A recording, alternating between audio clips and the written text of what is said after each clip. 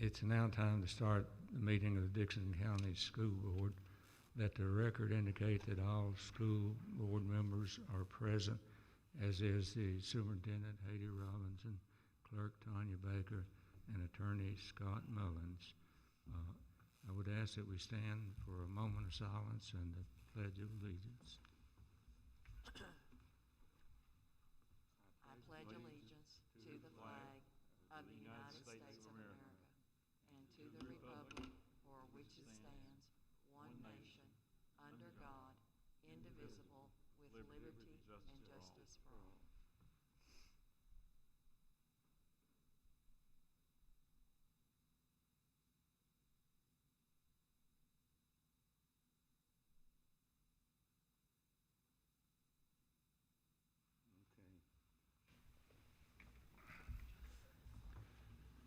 We have an agenda in front of us. Is there any changes to the agenda? Mr. Chair, there are Move that we approve the agenda as presented then. Is there a second to that? Second. All in favor? Aye. Aye. That brings us down to item 2, public comment. First person on the list is Kathy Music.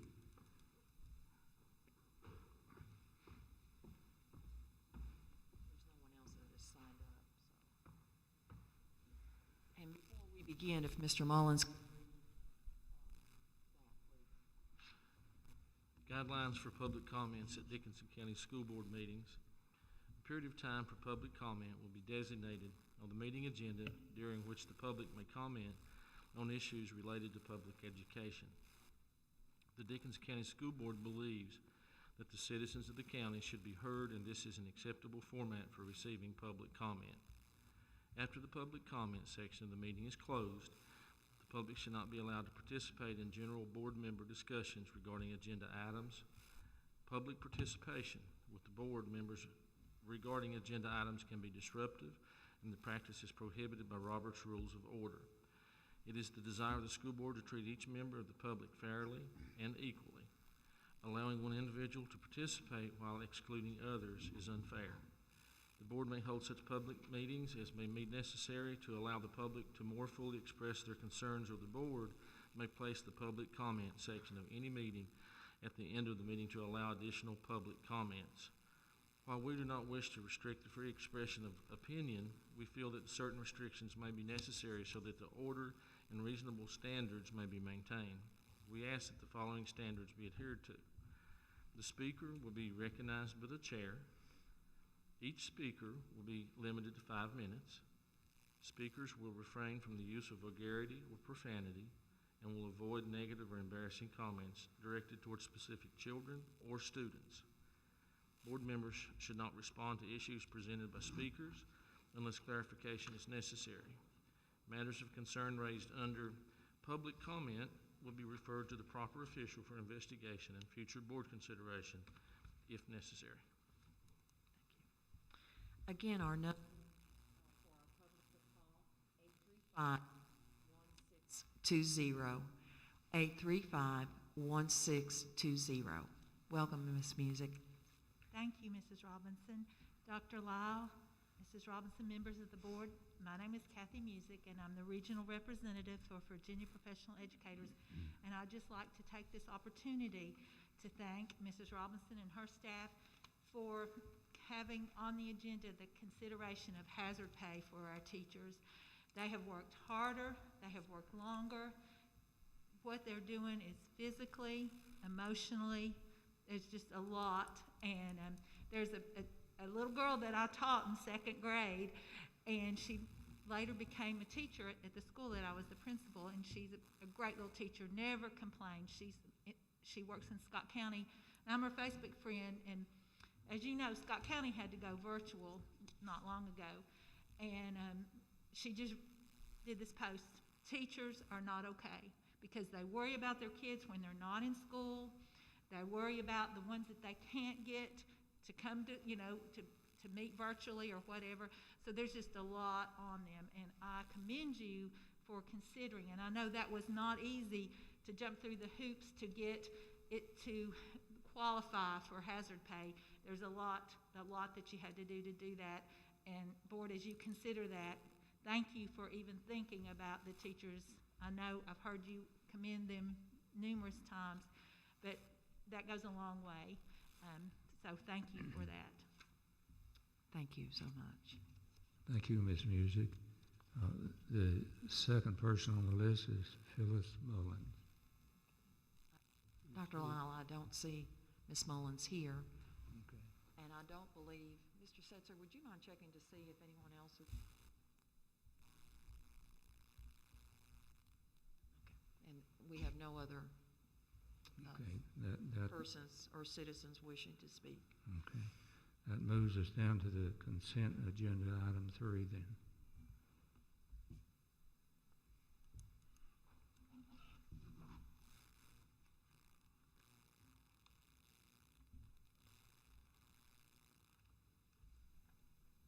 That includes the consent agenda, approval of minutes, approval of the monthly, also the school activity fund.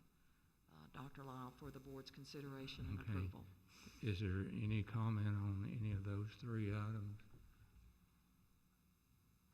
I would entertain a motion to approve them as a block then. I so move. Second. All in favor? Aye. Motion approval of all 3. Also included in the consent agenda is the new elementary school construction invoices and the statement reconciliation.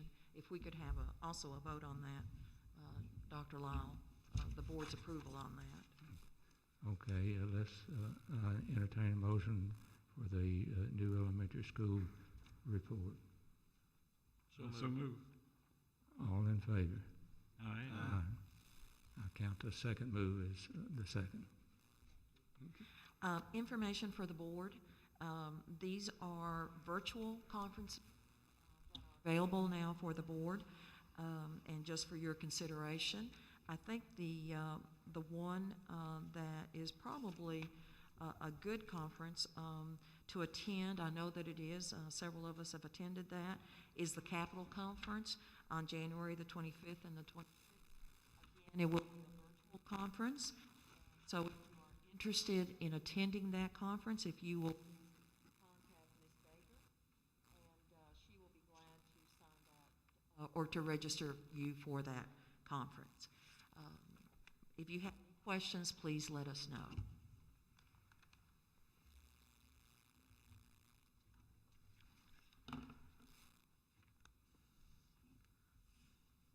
Our next item is good news from our schools, and I would just like to recognize the chair of the Southwest Virginia School Board Members Association, our own Dr. Lurton Lyle, and so we would like to congratulate him. What a great honor.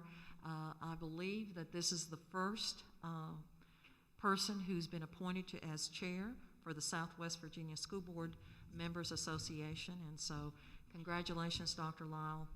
You make us very proud, and you make Dixon County School Board very proud also. Thank you for that. He's been very busy in our office, Zoom meetings all week with that new responsibility. So, but congratulations again. Thank you. Also, we would like to take a few moments to recognize our nursing instructors, Stephanie Stanley, Sherry Mullins, and Kendra Mullins, and all of our nursing students for all their hard work. The Virginia Board of Nursing recognized our CNA nursing program and approved it. And so thank you to all of them for their hard work and accomplishment.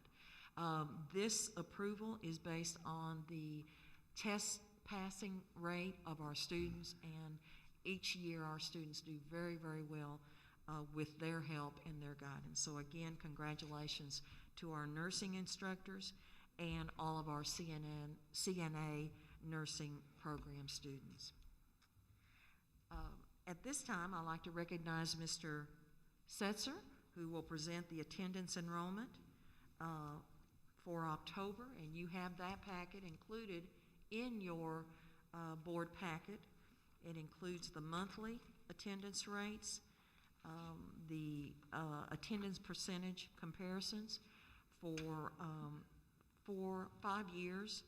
It also contains the transfers of our students and then a pre-K enrollment number for each of our elementary schools. Mr. Setzer, welcome. Thank you.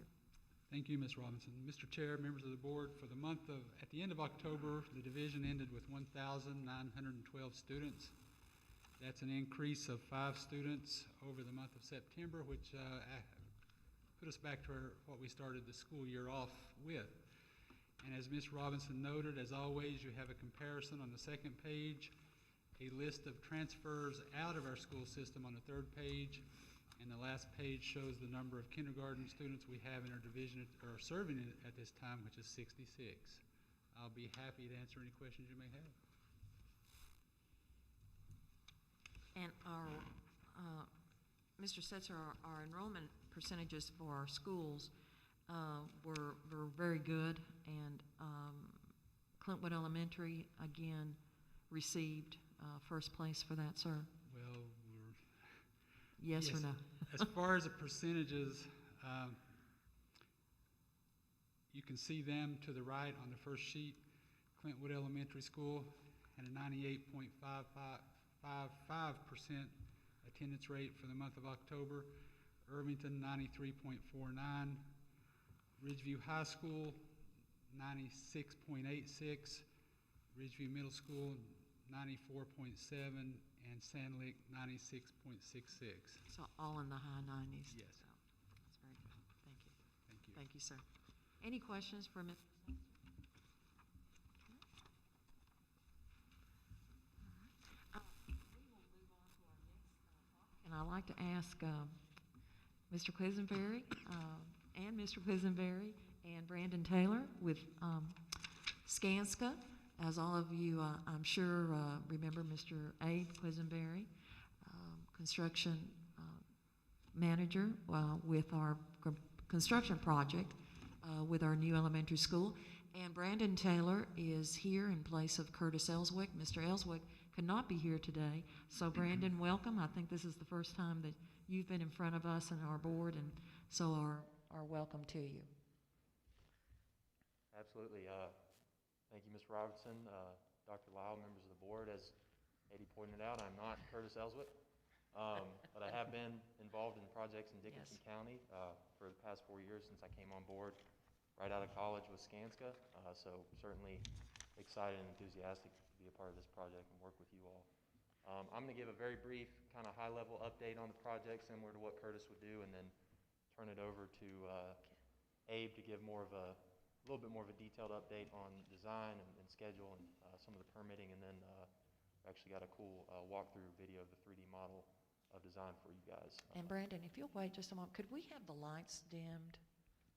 Or is that, do I need to do that? May I do that? Yes, so. Board members, you have that with you in this one page. Yeah, so I'll just kind of summarize what we have on that one sheet. So I know at the last board meeting you all received an update from the design team on the actual design. Since that time, at the end of October, we received the design development, which is 65% design at the end of October. And the past couple weeks, we, along with Quisenberry's and the school system, have been reviewing those documents and providing comments to reconcile and help that design progress further. In addition, we've had several meetings just in the first half of November related to kitchen equipment design, furniture, just overall higher level discussions and review of the design development package, and as well as site utility design.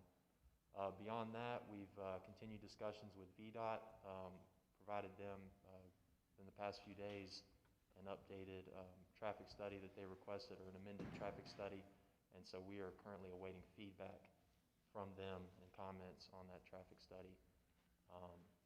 We've also had, at the beginning beginning of November, had our monthly call with the Corps of Engineers, just updating them on progress and making sure that we're providing everything that they need. And overall, in terms of budget, the project is within the overall budget, and there is a very simple budget breakdown to the right there, kind of in that center column showing the overall project budget and the cost incurred to date. In terms of procurement, mentioned we've been working through FF&E or furniture design, just meeting with different groups and getting input on what that's going to look like. We'll do the same for technology and other miscellaneous items as we progress further.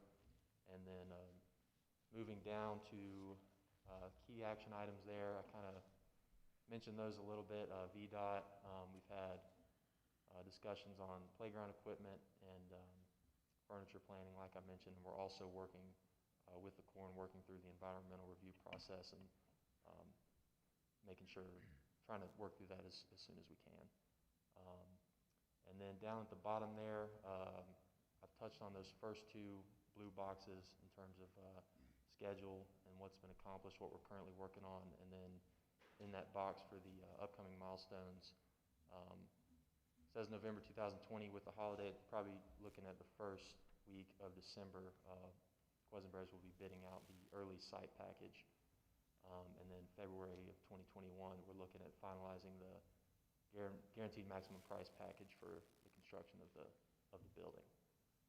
With that being said, I'm going to turn it over to Abe, and he'll give a little bit more of a detailed update on the schedule and design. Thank you, Brandon.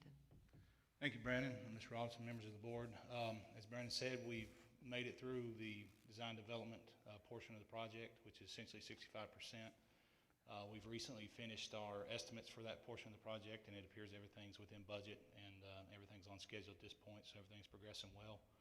I've got some updated renderings and a 3D walkthrough of a model that we've done for the school, so I think if you guys maybe want to turn around or... And I'm just going to warn you, the 3D walkthrough was narrated by ZMM, and I think we're having audio problems, so I'll try to update you guys as we go through the building. But I think it's, and we shared this with Ms. Robinson and some faculty and staff, I think it went over well. Kind of gives everybody an idea of how the school's going to look and how everything's going to integrate. So if we could go to, is everybody ready? We could go to one of the first, I think there was 3 renderings there, and just put one up and we'll...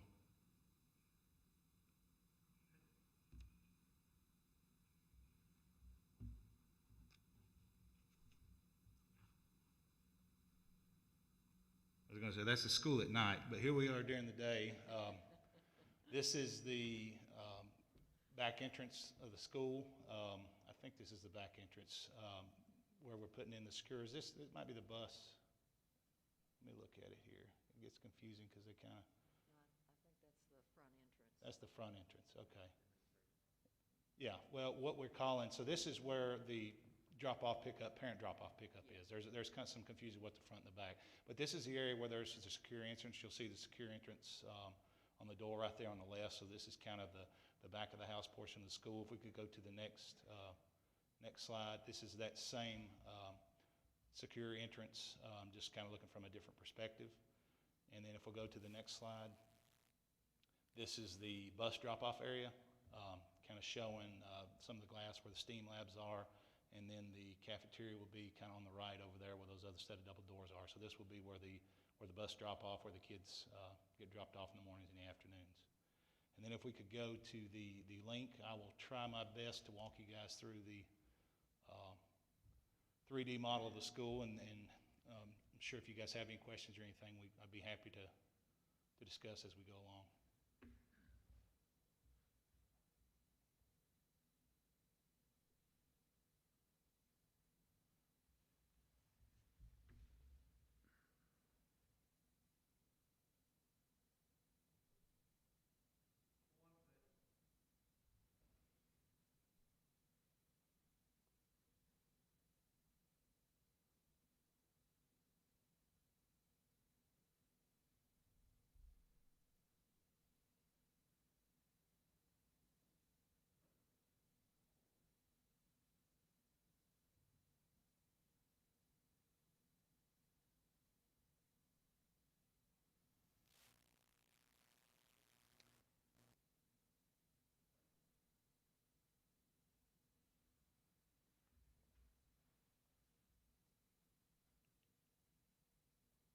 Okay, so this is, again, at the secure entrance. This is bringing us in where the parent drop-off is. This is kind of walking in to the secure area there. As you look through that window, you can kind of see the admin offices. So there's a double set of doors there. We don't have a security feature. This is looking out from the administrative area into that entrance, kind of giving you an idea of how the parent drop-off is going to be. This is walking into kind of the main lobby of the school. It's got shows you the slide there, which we talked about extensively, and I think Ms. Robinson booked her ticket to go down it first if we stick it in. But just kind of shows you some color palettes that we're currently throwing around, and we've talked with some of the faculty kind of in detail about some of these things. And again, this is kind of our representation of where we are now, just showing you what some of these areas may look like. So that's looking back down the academic wing there on the right. Again, you can kind of see the open concepts kind of looking back towards, there's the elevator. I think we've got a resource officer office located right there on the right there as well as you're coming into the main lobby of the building. So this is coming into one of the classrooms. I think this is one of the lower grade level classrooms. The furniture is just kind of a placeholder, so this is just kind of put there to kind of show you what it may look like. All the rooms are going to have sinks and casework in the back, and this being a lower grade room, it's also got a restroom there. But you can kind of see how loud some of these are. The gray area there, the boxes, is an area that we're planning to put lockers, and we had some discussions about that. We feel that that's a better idea than cubbies, just for various reasons. And then this is your teaching space with kind of your whiteboards and smart boards and some of those different things. And it kind of shows you some of the color palettes that the designers are looking at. This is taking you upstairs. This is kind of a multi-use space at the upper level. Those doors on the left there can be open to kind of expand that space. We also have some other additional meeting spaces there behind the door on the left beside the bottle filler station there. You can kind of see, again, some of the open architecture there. It's going back down the steps and heading back down the hall towards, right there's one of the bathrooms kind of going in, as you can see the open area there. Heading down the hallway. The gymnasium would be on your left. Here's one of our STEAM labs. And this is kind of some space where they would do some art type stuff, some painting, different things of that nature. Again, real open concept, a lot of outside light coming in. These are pretty flexible spaces, and again, all this furniture, fixtures, and equipment you're seeing here is just kind of a placeholder, just kind of showing you a representation of what we think the space may be. This is coming out into the cafeteria area. There's a partition here that's operable, that can be open and closed to kind of give this space a little bit more diversity. I think the idea is to keep it as open as we can, but also be able to close it for security reasons or if there's a special function. And then there's the set of doors that would go back out to the bus pickup and drop-off area. So this is inside the cafeteria. Looking around, you can see some sound accentuating features there. You've got the stage on the left, which is open to both the cafeteria and the gymnasium. It's got some soundproof partitions that can be closed, that can be used as a standalone area for music classes and things like that. So this could be kind of cordoned off and have some sound rating partitions there to where you could use this space while the cafeteria and the gym are also being used and not have too many interactions there. So it's a very flexible space. I think it's going to be well liked by the faculty and staff.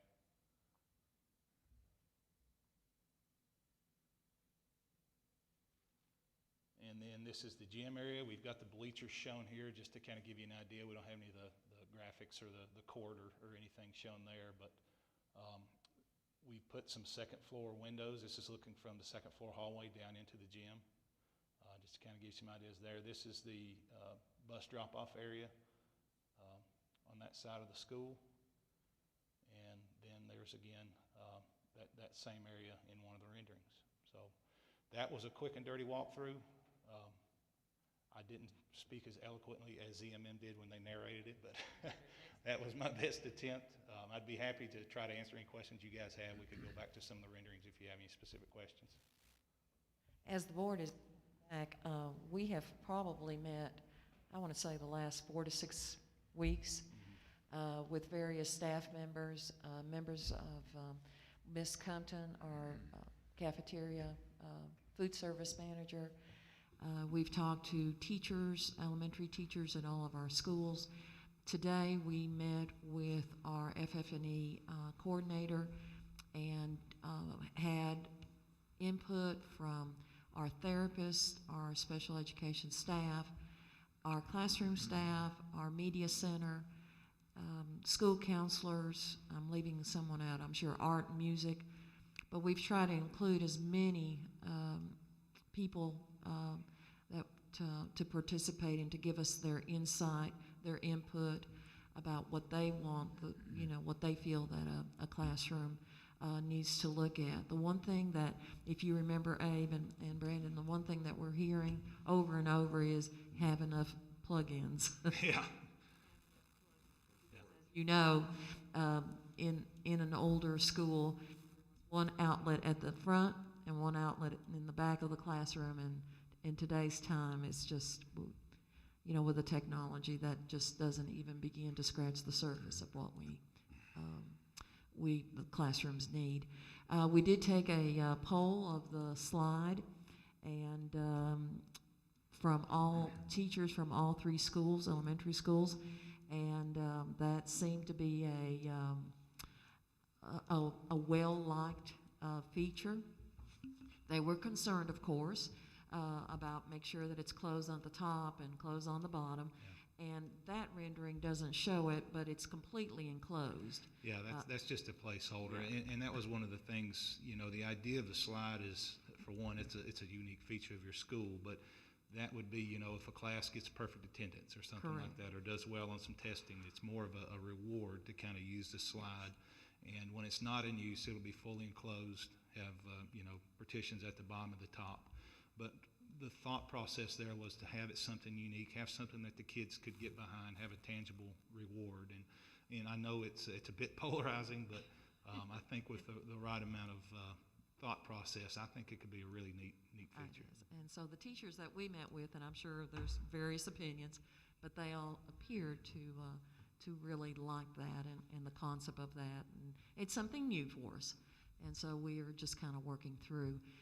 Today, the classroom teachers met, and they talked about specific furniture that would help them to teach our children in the 21st century.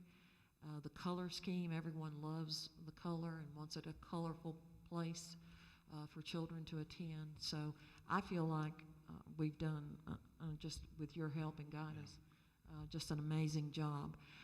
The cafeteria, again, is just going to be well designed for our needs there. Everything that we have discussed with that. And we've spent a lot of time with our special needs children that have some very specific needs and what they need. So I'm just, I don't know, and Brandon, but I think the process has gone very well. Yeah, and I just appreciate so much your guidance and we appreciate you. It's been a very collaborative process, and I think we've had some very productive meetings, and we've been able to address some things. So so far, it's went really well, and I think we got a really good school coming for you guys. So glad to be on track. Is there any other questions or anything from the board? Is there any discussion by any board member or questions? We do need a motion. No, we're fine. Okay. If not, this is an approval agenda item according to this, so we need a motion to approve the. No, we don't need a. Oh, we don't? No, I'm Okay. sorry. I'm sorry. Okay. I can't hear or see this. Yeah. No, we're fine.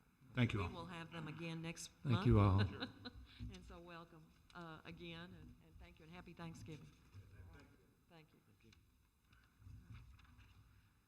Our next item agenda is an agenda item that was tabled at the October meeting, and it's inside the folder. that it was placed by your chair. It is the U.S. Corps of Engineers contract amendment, and this agenda item, as we said, was tabled at the October meeting, but we are recommending the school board's approval of this contract amendment. We met with, and Mr. Mullins, you may want to elaborate here further. We did meet with the Corps last Monday, and according to the Corps, we cannot receive full reimbursement until this contract amendment is approved by the board. And Mr. Mullins, I'll leave it, refer to you for any details there that the board needs to know, sir. I don't want to go into this any further than the board wants me to go into it. I know we talked about it at the last meeting, but to give a 300,000 foot or 30,000 foot view of it, basically there is a contract amendment and a resolution in front of you. What we would need at the end of the night would be a motion to approve the resolution in the form presented and to authorize the division superintendent to execute the amendment to the contract. And to real quickly recap, we have $110 million in play with the Corps of Engineers. $102 million of that represents the schools at Irvington High School, Sand Lick, and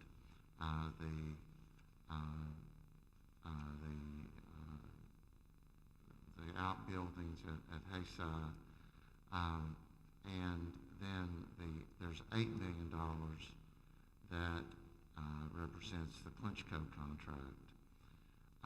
The Sand Lick money that contract has already been amended, and the money that comes from it is already here with the school board to work with. The question is the Clinchco contract, and just as an oversight, it was not put forward to be amended at the same time as the main $102 million contract. The Clinchco contract was $8 million. $3.5 million of it was middle school, and it's already up here in this facility. 3.5 of it was dedicated to the elementary school children that were at Clinchco, and at that time it was contemplated that they would be going to Sand Lick. So 3.5 and 3.5, that's 7, and then $1 million, the missing $1 million was the demolition. So what this resolution would be doing in effect is bringing the $3.5 million attributable to the elementary school students that went to Clinchco.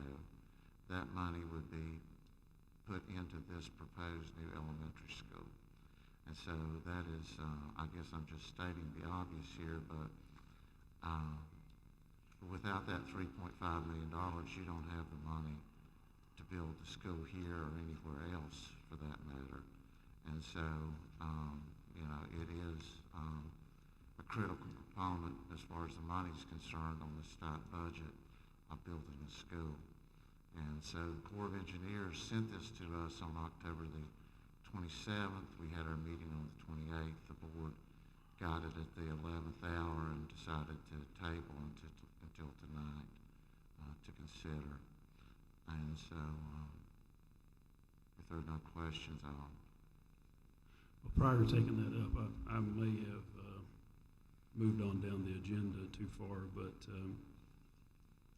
I would like to be able to address the request from the Hayside Town Council requesting a meeting, a joint meeting. I think they had requested the Board of Supervisors, who had declined. But I would move.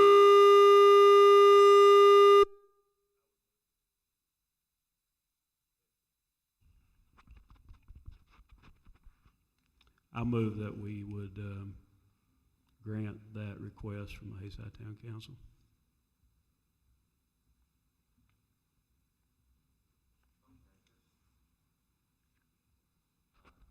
Just to be clear, there are either two items we're talking about, or we're merging two concepts together for one agenda item. It doesn't matter to me or to the Robert's Rules of Order how we take them up. We just need to make sure that we have an understanding of what we're doing. And so, to be clear, we could go forward on the contract modification, and I don't know that it's on here, but Mr. Hackney wants the issue of meeting with the town brought up, and so Mr. Hackney, do you want that all in one motion, or do you want a separate motion to deal with that? I think it's probably a separate motion. Okay. It's a separate issue. So maybe just while we have it both on our plate, then let's go ahead and as far as the contract modification, are there any questions that I can answer regarding that issue?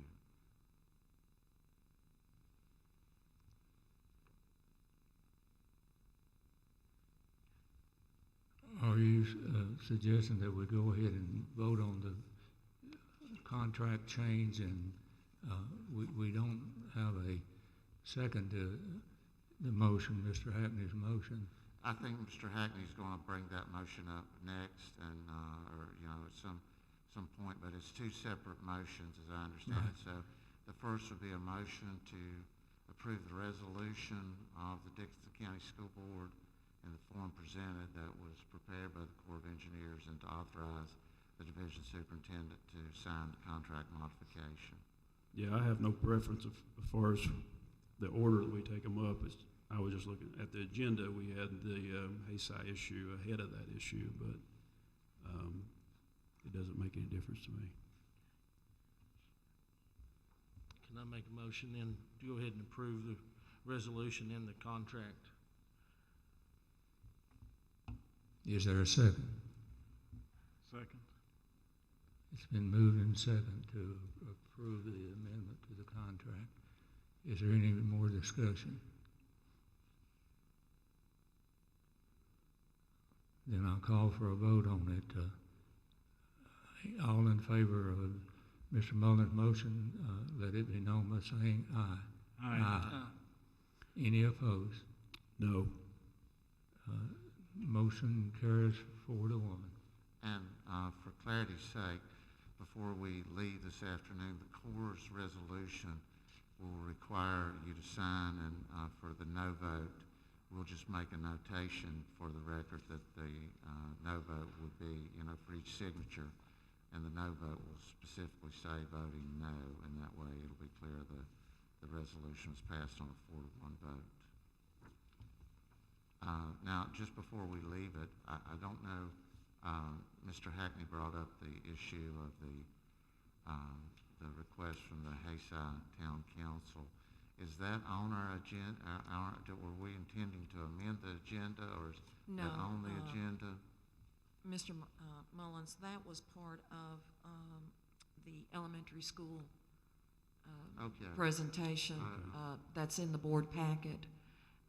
That item was listed there, and perhaps we just moved before Mr. Hackney had an opportunity to address that. So it is part of the elementary school project in the write-up to the board. So now is as good a time as Yes, any sir. for us It to is go ahead and now. take Yes, that sir. up. Okay. Mr. Hackney, I'll turn the floor over to you. I just, as far as I had mentioned already, just move that we grant the town council request as far as the how that pertains to the Corps. That would be, I guess, put the balls in their court on that as far as their participation would go. But as far as my motion would be that this board accept that request for a joint meeting.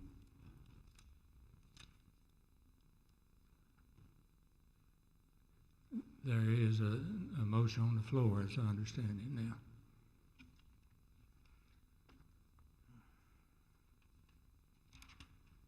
Is there a second? Mr. Hackney, would they have, do you know if they have any new information, new proposal, or anything that the town council may, is there something they want to bring to us, or are we looking to just rehash old? Well, you know, that would be, my understanding would be that would be the purpose of the meeting, as far as having a heads up if what the meeting would pertain to exactly. That would be up to the town council. I just feel like that, you know, it's prudent to consider their request based on discussions we've had in the past about this project being a community project, and that being an affected community. It just seems reasonable to me that we would want to hear their voice.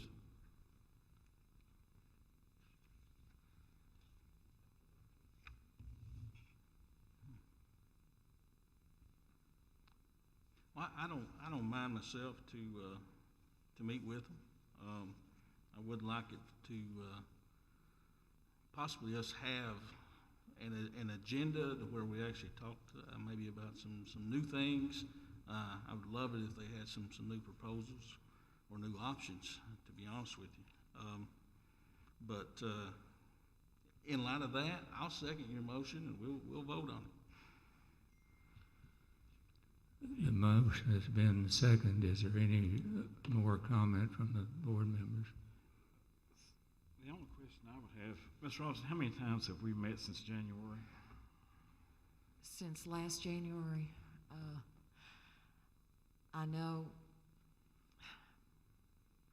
I'm going to take just a stab and say possibly 20 to 25 times perhaps. I know that we've met monthly, and then some of the months we've had 2 or 3 meetings. So it's been, say, 20 to 25 times that we've met.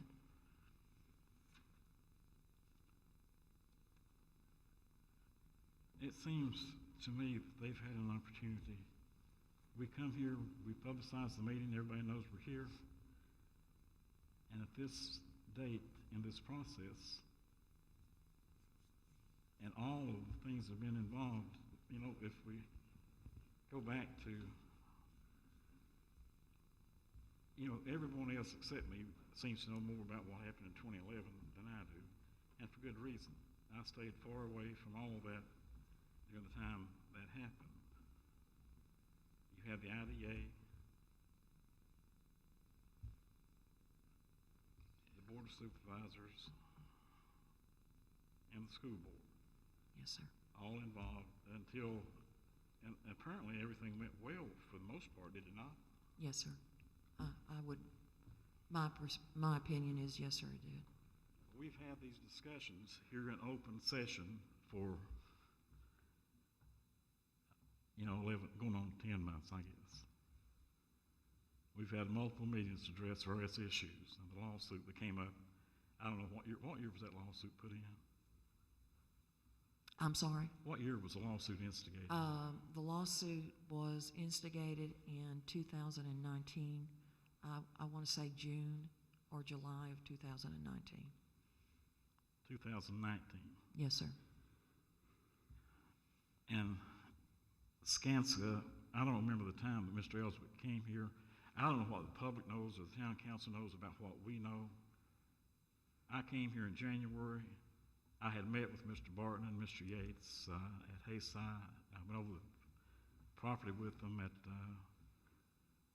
Backbone Ridge. I went over the property where David had the drawing from Thompson and Litton. All of those were discussed in the beginning. And the mayor of Hayside, the Honorable Mayor, Mr. Yates, had sent me an entire packet of things going back to 2011, I think. It was a book. It was thicker than the Bible, so help me. I think I shared that with you. I think you asked to see that, and he didn't mind that. But Yes, it was all those core rules and all the changes and things that had taken place and all the involvement of all the various components that we had in place there.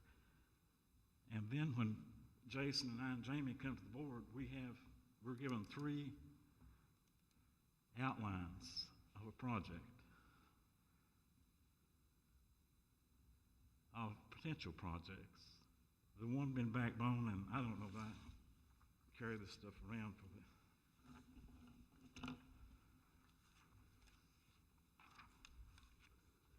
Mr. Chairman, if I can just briefly okay. The first one in order that was presented to us in the beginning was Clinchco at 500 students. The budget was, reading millions is not an easy thing for me. The recommended project budget is $24,234,000.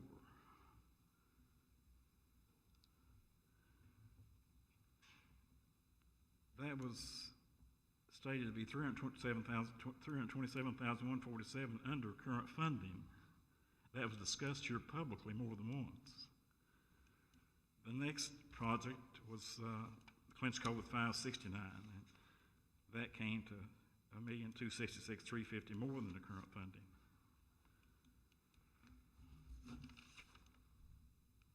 Ridgeview, 500 students. The recommended budget was $21,794,203, which was $2,587,666 under current funding. And the 569, it came to $996,000 under current funding. Upper Backbone came in at $3,707,866 over current funding. That was for 500 students. For the 569, it was $5,299,786. Yes, sir. I would like to point out having been on the Board of Supervisors in 1992 to 96, I guess, school boards can't borrow money. Boards of Supervisors can. School boards cannot go in debt. Boards of Supervisors can. School boards don't have anywhere to go if the money isn't there to do the project. No company is going to sign a contract with the school board that says they'll go for their bond. What's the current budget? 24 million something. 24.5, Mr. 24.5, Mr. Barton. Yes, approximately. Yes, sir. We'll say 24 million and plus. I'm sorry. Yes, it is And 24 million. Thank you. We've tried to be, I think, I don't have any animosity to any person in this county or this world for that matter, especially nobody in this county. I wish we all could get the outcome here we want, but there are certain rules here that apply. We can't enter into a contract where we do not have the money. Nobody's going to get bonded by any bonding company dealing with $24 million unless you've got some company can come and promise the school board that they can do that for that amount of money. There's nowhere else to go for another dollar. If we did something like that, we've got 4 people up here that have been investigated by the Federal Bureau of Investigation, the Virginia State Police, the Army Corps of Engineer Investigative Wing, and I think there was one other that I may not recall. I feel rather comfortable knowing that I'm working with 4 people that were cleared of any wrongdoing in the previous 100 million plus that was spent. And I know what that meant to you and your families to be in that situation, and individually to be in that situation. And trying to not get anybody's nerves upset, they'll sit and say, someone said, I can't wait to hear you all say the big C word. When I ran for office, I put in the paper some information that I regret. I didn't know the rules then. But when we were elected, our attorney and our superintendent told all of us the rules. This new school is being built to replace Sand Lick Elementary School. The Corps of Engineers say we are not allowed to talk about consolidation. Mr. Hagney sent us all a letter. I don't remember exactly what it said, but I do remember and I appreciate that information. The question was asked if we talked about that. The Corps said it would be, what was the words they used? Probably. It was improper anyway. Yeah. They said it's improper to discuss that dealing with this project because it is not a goal of this project. The only goal of this money is to replace Sand Lick Elementary and get it out of the floodplain, get those students out of the floodplain.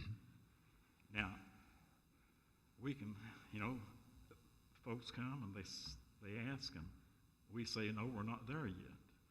But why don't we tell the public and the folks or say, out of the three options we've been given, the one David had didn't have this draw up in it. He didn't have all these funds and things in it. But it did, looking at it from my standpoint, and I told him, it looked to me like, and he said T&L agreed with what he was saying. I don't know that you all saw that, Dr. Law. Did you all see the drawing of Sand Lick? And did the board ever have access to that before we three came on? Yes, sir, I believe that they did. You had the one at Sand Lick, but it was never drawn up. I don't, not for Sand Lake.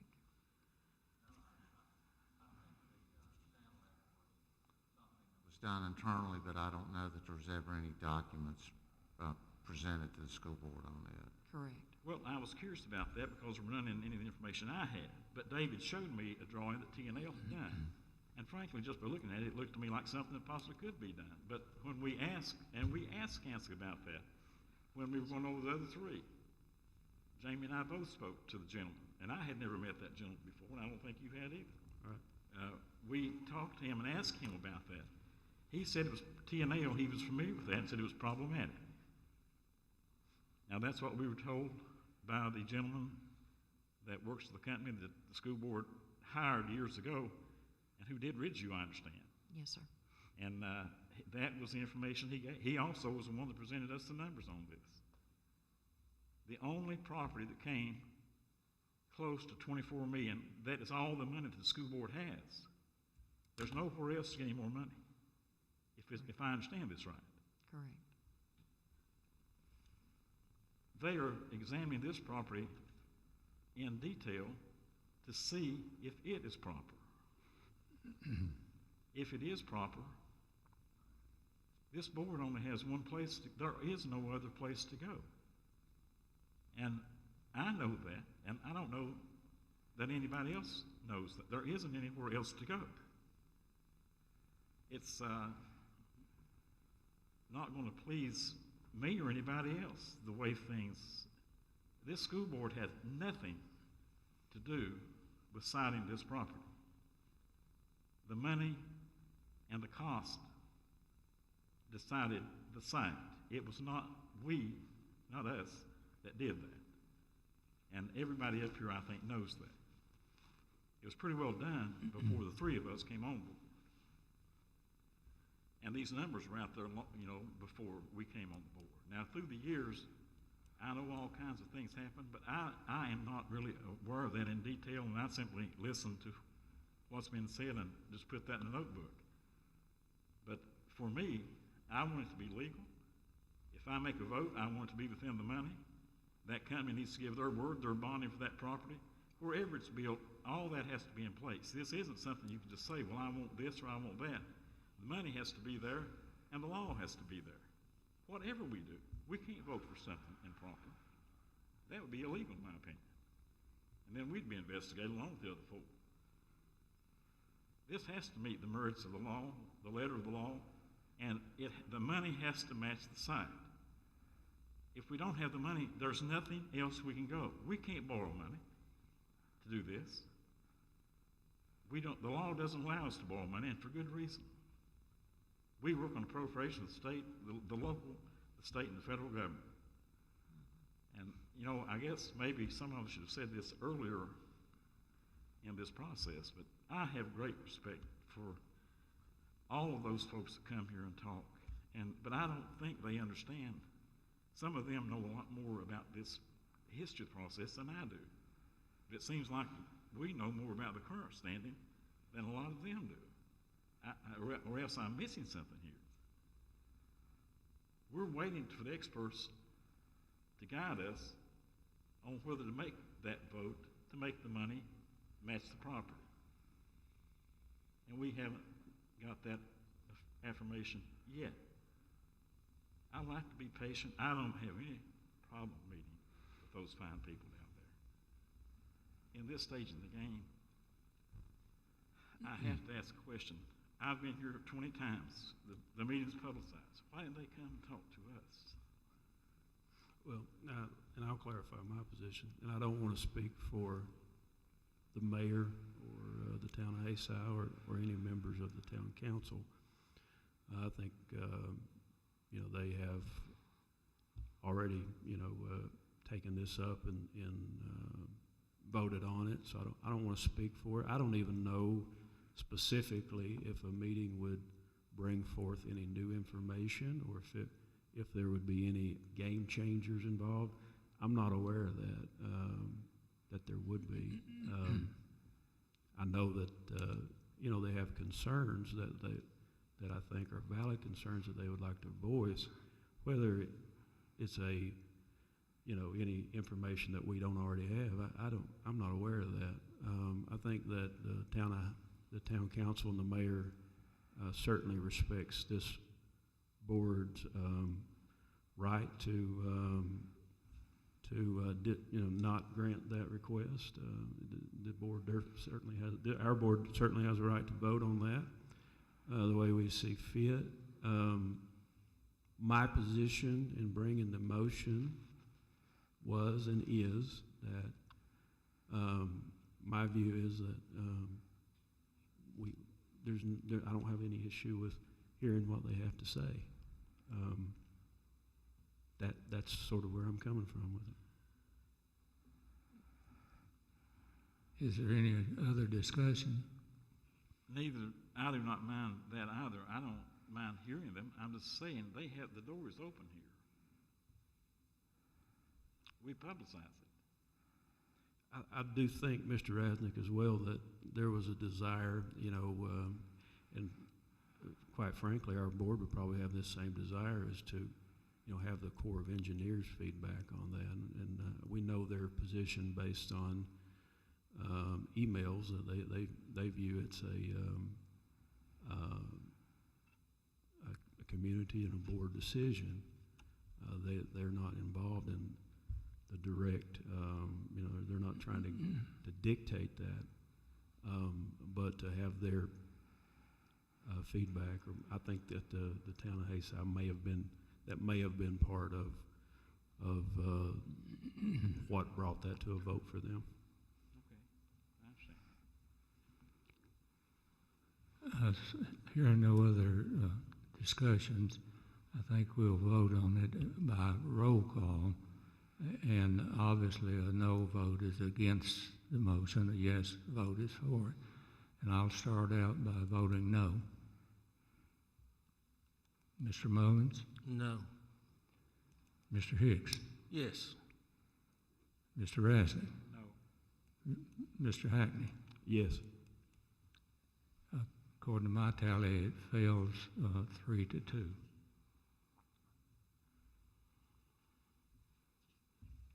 Let's see what's next. Mr. Chair, and board members, our next item discussion, Our next item discussion is the discussion of the instructional schedule.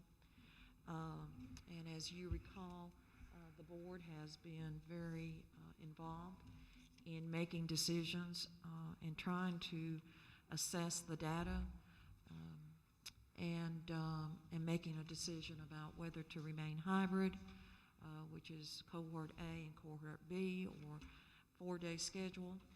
And we've discussed this probably since July, how to start school. I'd like to call your attention to this sheet right here. This is our most current sheet. of information regarding COVID cases since August of when we first started school, August 24th. We've had a total of 27 cases, I'm sorry, since the beginning of school. 13 of those cases have been students, and 14 of those cases have been staff. You'll also see the breakdown by the week, in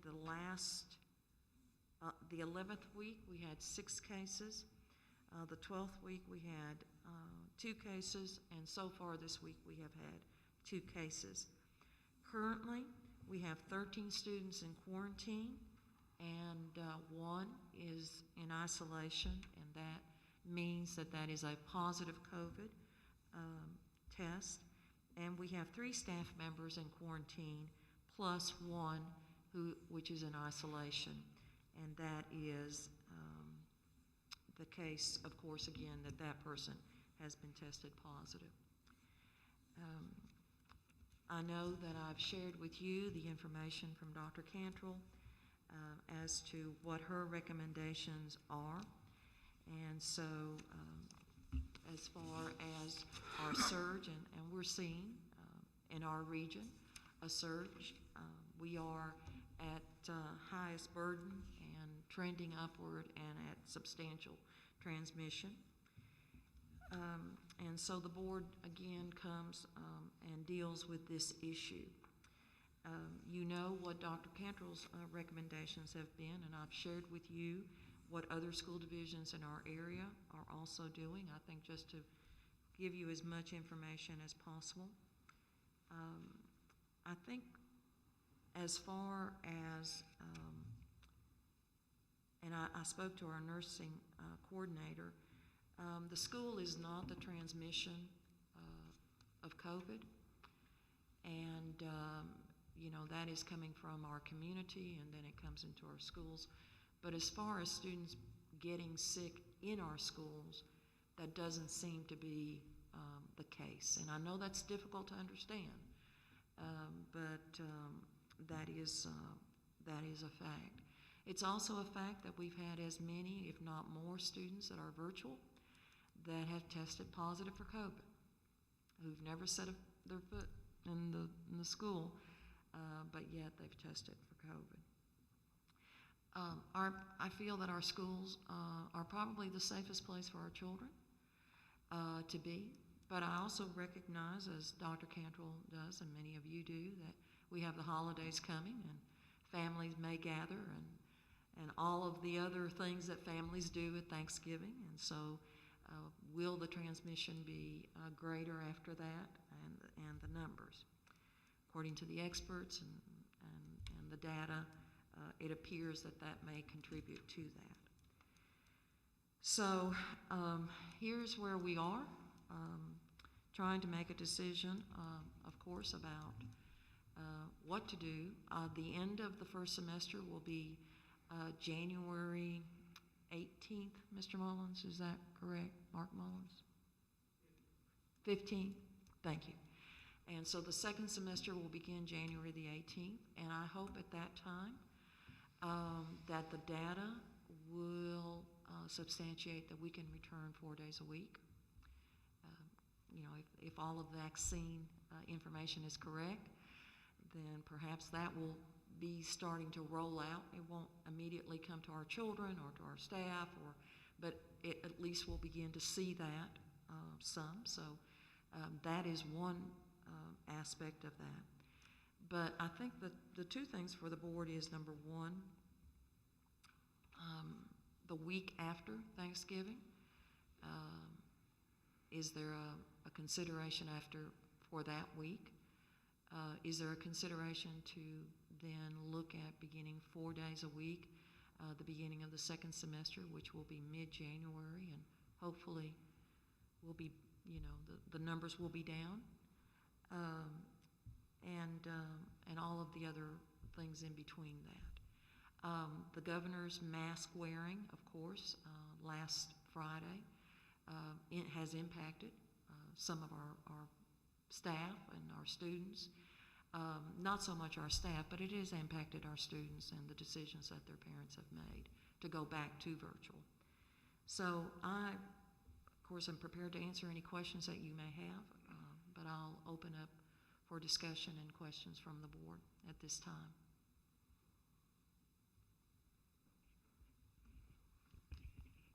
Ms. Ross, do you have a number of those kids who may have decided to go virtual due to the mask wearing?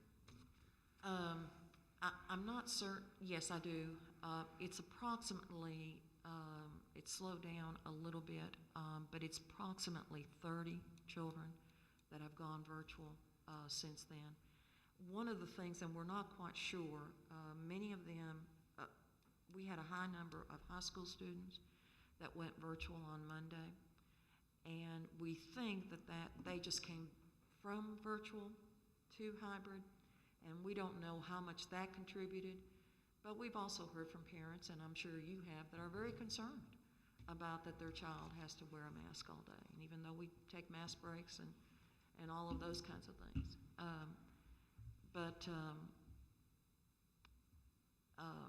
I'm going to say approximately 30 to 35, somewhere in there, Mr. Hicks, and I'll be glad to get you that number, that exact number. But it was high on Monday, and we seem to have leveled off a little bit. But of course, we start with cohort B tomorrow, so we may see another rise tomorrow.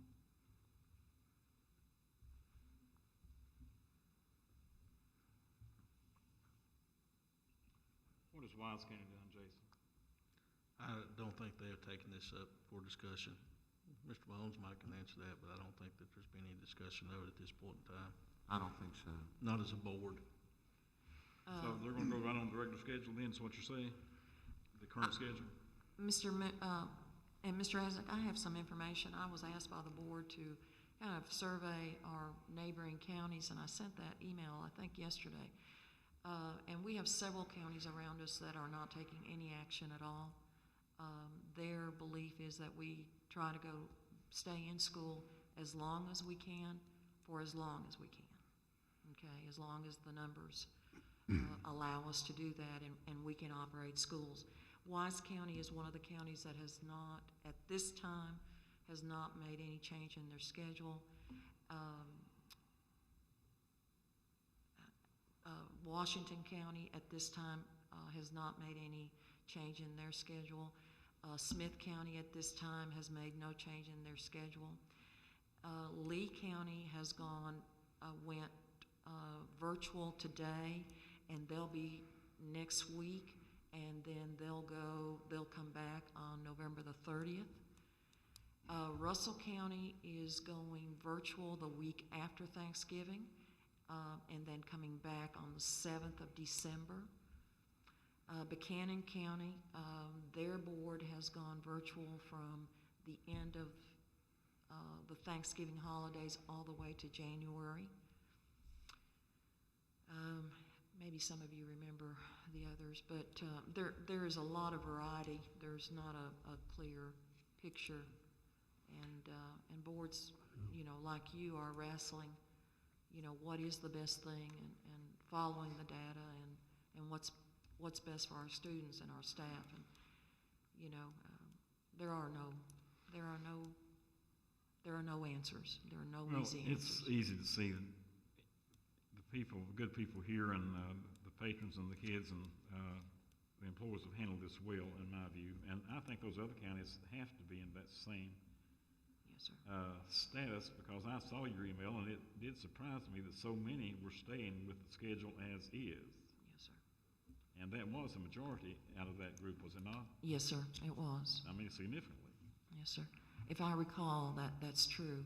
And, in the health metrics that we get from Dr. Cantrell, those numbers are increasing. And so we also have that.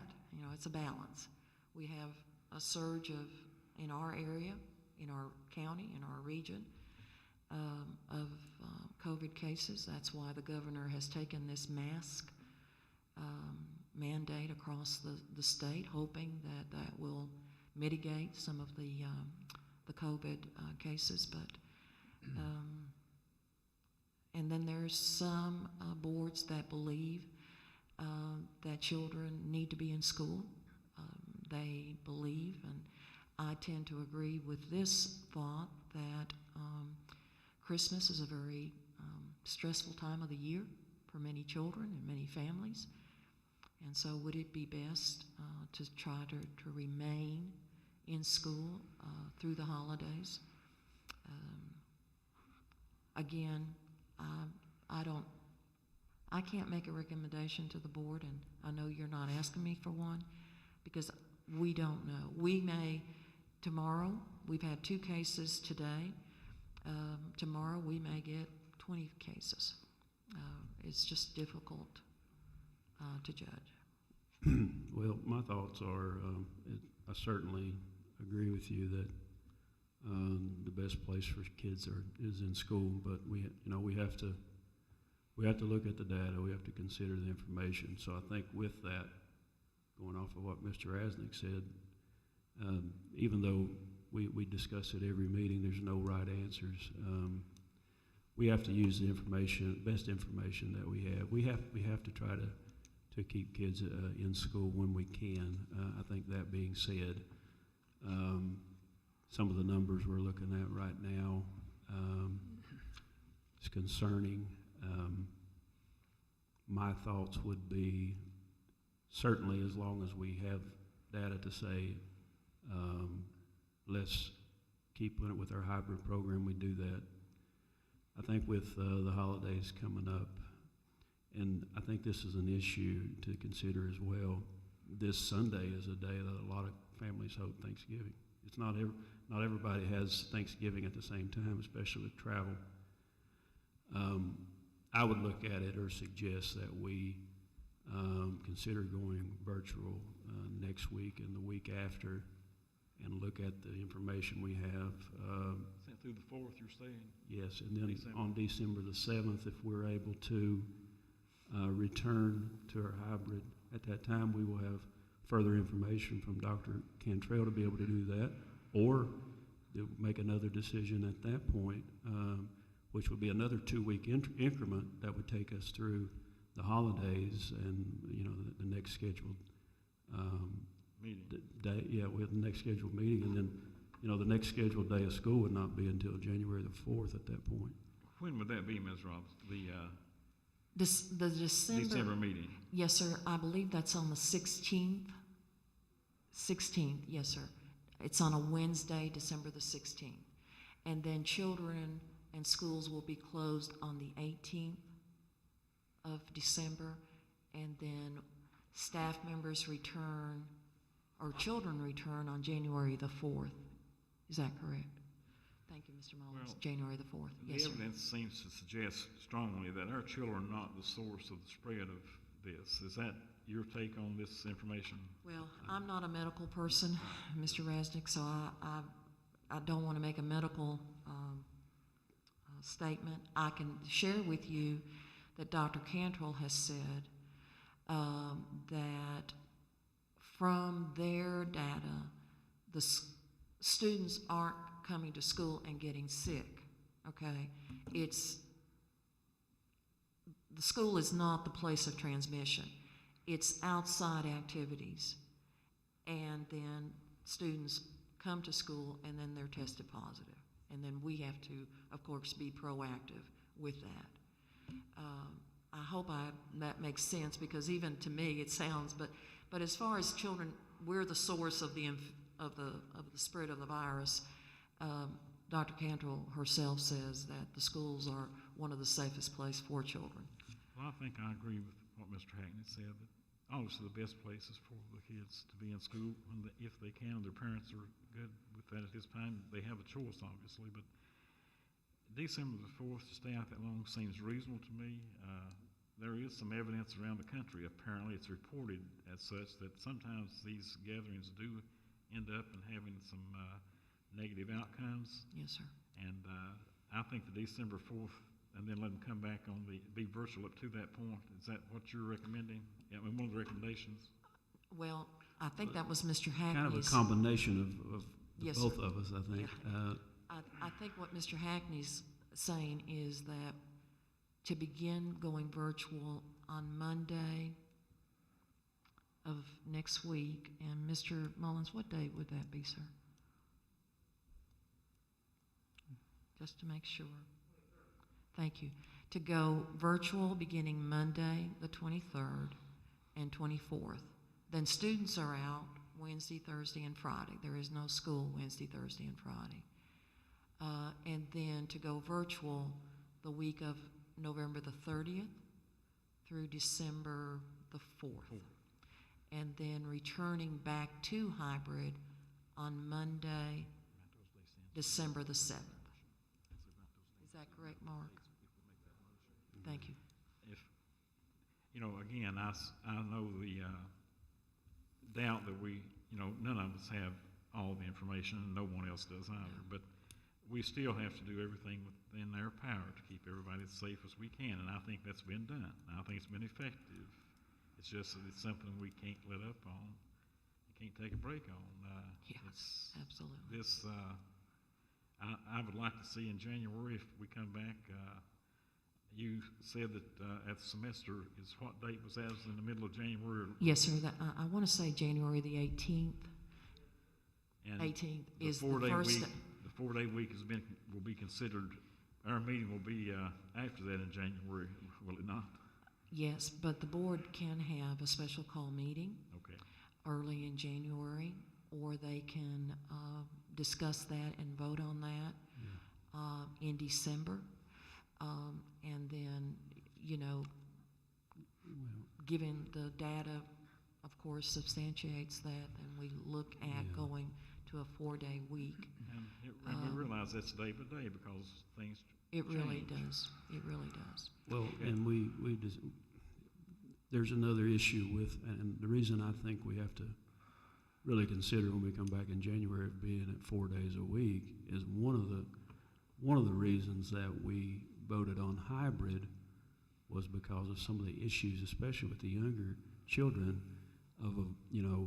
if we were able to social distance, we didn't have the mask mandate at play. Now that mask mandate is there regardless, it's similar to what Wise County and probably some other surrounding counties are already doing. Since that's going to be there anyway, then it makes sense to me, once we do come back from Christmas break or whenever we decide that it just makes sense at that point for us to consider, for this board to consider 4 days schedule. It defeats the purpose of what we initially, it was a different situation when we voted on hybrid than what we'll be looking at when we go back in January. So, again, I realize the position that all of you are in, and I wish I could make that easier for each of you, but I cannot. And Dr. Cantrell has, of course, made her recommendations, and she's our health director, and I'm sure she makes it with the well-being of all of of her 2 districts. So it's just a difficult. Well, there's merit to virtual. There is, and there's merit to being in school. So I don't know if there's a right answer. No. Or But wrong. anybody I've talked to in the last few days, I've kind of really wrestled with this. The mitigation strategies, and it was interesting with the email you shared with us from the Biocomplexity Institute from UVA, that the mitigation strategies that the governor put in place is they're looking at the peak being December the 6th because of the new mask wearing and reduction in public gatherings and those kind of things. And then also that Biocomplexity report said that if we hadn't taken those mitigation strategies, that I think it was January the 11th Yes, was you're possibly correct. the date that they felt the peak would be. So with these new mitigation strategies in place, hopefully December the 6th will be that peak. I hope it's before that. Yes. I hope it's today. But 2 cases only, yes, sir, I agree. Yeah, for sure.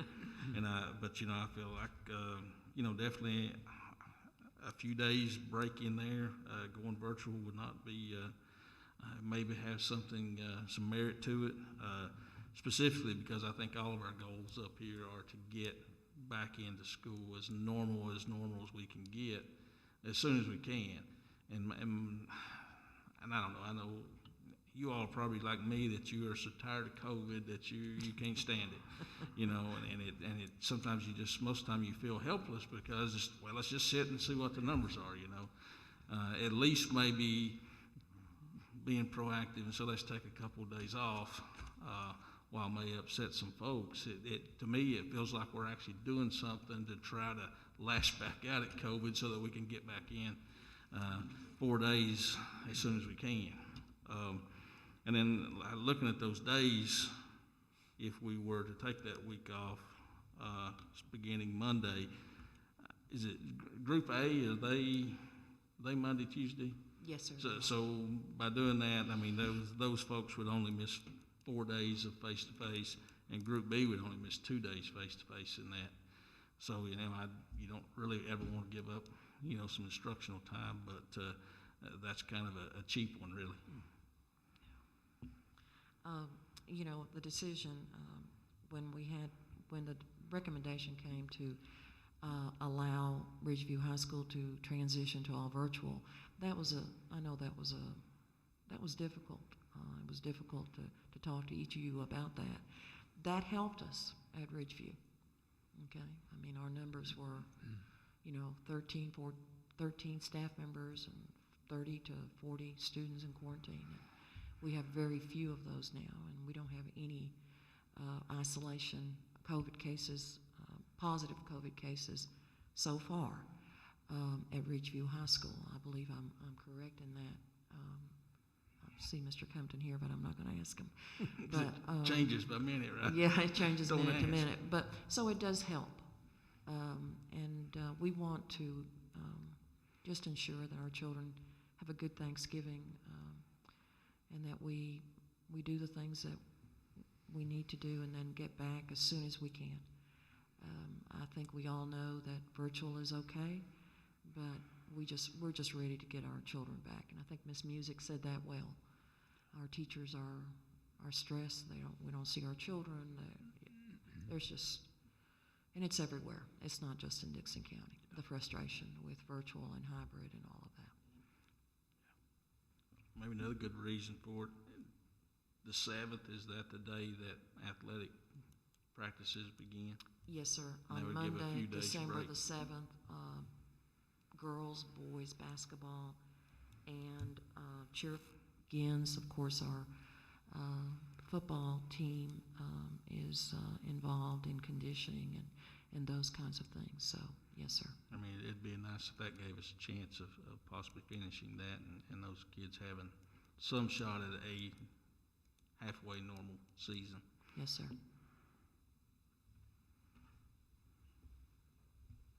Is there any more discussion for this item? Okay. Is there Mr. Hackney, did you have a motion? Yeah, or I'll go ahead I and just, I'm I'll sorry. go ahead and move on that to recommend virtual beginning on Monday, That's November the 23rd. November 23rd, and that basically virtual through the following week, which would be on December the 4th. December the 4th, Yes, sir. with the intent to return to hybrid on December the 7th, pending the situation at the time, and in consultation with BDH and Dr. Cantrell. Yes, sir. Second that motion. Is there a second? Mr. Rasmussen? We had a second. Yes, sir. Oh, okay. And I assume as a discussion that subject to recommendation, that might change depending on the situation. Yes, sir. Okay. All in favor, say aye. Aye.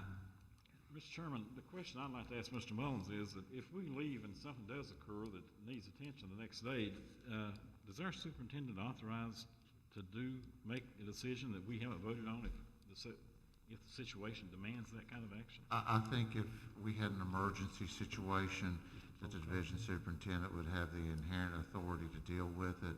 I think as a practical matter, she would have to be under a lot of pressure not to make 5 phone calls and make sure that each of you were in agreement, and if there were any dissent, I think that we would have the right to have an emergency call meeting that would not require 2 days' notice. And so basically, yes, sir, she would have the authority to act if it were a true emergency, but we would always try to involve you guys and make sure if there was 2 sides to it that we had a meeting on it.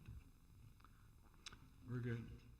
And I do want to thank you that weekend with Ridgeview High School. Many of you were on the phone with me on Sunday and Saturday, so I really appreciate you taking your time from your families and to discuss that. Thank you. Our next item is discussion of hazard payment and instructional payment for our Dixon County employees due to COVID. And I'd like to ask Mr. Barton. This is a topic that we've had under discussion probably for the last couple of months. This has been a Region 7 discussion with superintendents. Mr. Barton and I have participated in several discussions with Kent Dickey, who is at the Virginia Department of Education, Dr. James Lane, State Superintendent. What we are proposing here is simply to say to our staff, thank you. Thank you for what you've accomplished, which has gone beyond their regular duties and responsibilities. And from training and cleaning and sanitizing our schools to suiting up, as we call it, with PPE equipment to clean classrooms, providing meals to our remote and hybrid children and families, providing daily transportations in deeply clean buses, hours of administrative planning and preparation, participation of teachers and professional staff in professional development to teach in an entirely new way, implementing hybrid and remote teaching strategies using technology and software, incorporating safe mitigation procedures in all our schools and in all of our classrooms, installing numerous safety features in our schools, such as bottle fillers, temperature partition, providing and the on. Based on this, pay instructional stipend to our staff members, and if you'll look in your packet, you have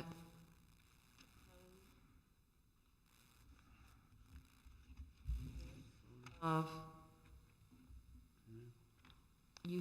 proposed list of categories and stipend. And Mr. Barton will explain a little bit more about this. This is from, these funds are, and correct me if I'm wrong, Mr. Barton, these funds are from the federal government, and so there are requirements and hoops to jump through and over, and we wanted to make sure that we covered everything ethically and legally. So, Mr. Barton, I will share that information with you. Okay. Thank you, Ms. Please, Robinson. if you will. Mr. Chair, members of the board, if you have the worksheet in front of you, it's going to show the hazard pay stipends for full and part-time employees. If you'll notice on there, we have 301 full-time employees, and we are proposing a $1,000 stipend for all of our full-time staff. And I'll also note on that with our full-time employees, we have some such as a teacher bus driver, We may have some bus drivers that work a part-time job in the cafeteria or as an aide. So we're proposing that each employee gets 100% of their first job and 50% of the second job. We also have part-time employees listed on here, 55 of those. These are the employees that are hired by the board and work a regular job every day. They would receive, the part-time teacher $600 and the other part-time employees $350. Total of this package is $350,428. If you look on the line below that, you'll see that we're receiving CRF funds, which are coronavirus relief funds. These are the same funds that the counties, all the counties in Virginia received, and the state held back like a certain percentage of these, and then near the end they distributed those equitably among the school divisions, and these funds have to be incurred and expended by December 31st. So we're receiving $343,875. So we're within about $6,500 of having enough of these CRF funds to pay the entire balance of the bonus stipends along with the taxes on that, our portion of the taxes. As Ms. Robinson said, we've had numerous conversations and emails with Kent Dickey, the Deputy Superintendent of Budget and Finance. Some of these employees qualify for hazard pay. Some may be a stipend for the extra training, extra things they've done. But all in all, we just wanted to make sure that everyone was provided with something. A lot of back and forth, but we did get an approved plan by him. He approved our plan, so that's really good news. We would be doing this on a separate payroll. We propose to do this on a separate payroll in December, along with our regular pay. They'll receive a deposit for their regular pay and a separate deposit, a separate payroll for these funds. Reason being the taxes, it would help them on taxes where it would be inflating their income and holding out more taxes. So that's kind of a brief overview, and I'll give y'all a minute to look this over if you've got any questions or anything. Yeah, Mr. Barton, the aide positions and the custodian and the cafeteria staff part-time positions, are those 29 hours per week? Is that what? It is going to be. They're going to be part-time, usually 25, but it has to be less than 29 to meet the requirements of the ACA. That's correct. Okay. I was just looking at that as far as the congruency. If we, and I know we're probably up against the wall on it, but based on the amount of hours they work, if we could look at, if we had anywhere we could look at possibly to have them at 500. So the part-time employees, that's at 350 if we went to 500 on those? Mm-hmm. I mean, if I know there's two different packages that came. One was the coronavirus relief funds, and the other was the Just our CARES Act funding? The CARES Act funding. Yes. That's something, if the board please, wish to do, we could look at that to see. I'm just looking real quick, 55, 6, about 48 employees, $150 difference. So probably about $7,200 difference on that. We're already about $6,500 over the CRF funds, that add another $7,200 to that. Whatever the board would wish us to look at on that. How much money was actually appropriated for this particular? Well, the CRF funds that we're receiving is $343,875, Right. And we're kind of using those funds exclusively for this bonus. Mr. Hackney had asked about, the CARES Act funding we received previously, and I guess I'll stop here a moment. The CRF funds is funds that were deposited in our account last Friday on the 13th. They are automatically given to us, and then we have to use them, for permissible uses and document the use of those, and those are subject to audit. The CARES Act funding is reimbursable. We have to incur the expenses and then file for a reimbursement for the state on those, so they're kind of different the way they're handled. But Mr. Hackney, we could probably look at that as far as. I just think, I look at those jobs and you think about what a custodian does, what a cafeteria staff does, aides, and as far as a hazardous duty, based on 29 hours per week, we could get them half at least of what we're given, which you can never give them what they really deserve. Right. But my thinking was just based on the amount of employable hours, and then, so how hazardous some of those jobs are. If we got them half of what we did to professional staff, I mean, it's all contingent on funding, but I don't know. Doing some round numbers, it probably put us about $14,000 over. We're already over a little bit. It puts us about $14,000 over the amount of CRF funds that we have. But we can definitely look at that if the board so wishes.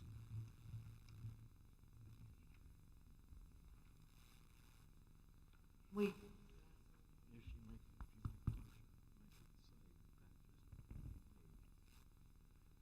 Yeah, well, right. Is that your thought? we wrestled with the Mr. numbers. Rasnick was thought on that was Sorry. it's contingent on funding if you're able to look at it, and if that's something we're able to do. It's hard to make a motion to request that without knowing exactly what we're able to do. If we're able to do it, I would support it based on, those classified positions and the level of hazardous duty that they incur. Well, I certainly appreciate all the work that's gone into this. Absolutely. And it's something obviously that everybody should be on board with. This is something that's a blessing It is. to all of us, and I do appreciate everything all of you have done, Larry, all of you, including you especially. I know who does We're glad number to do it. crunching, but it's a big job. Well, and we wrestled with the amounts, quite a bit. We wrestled with the aid issue quite a bit.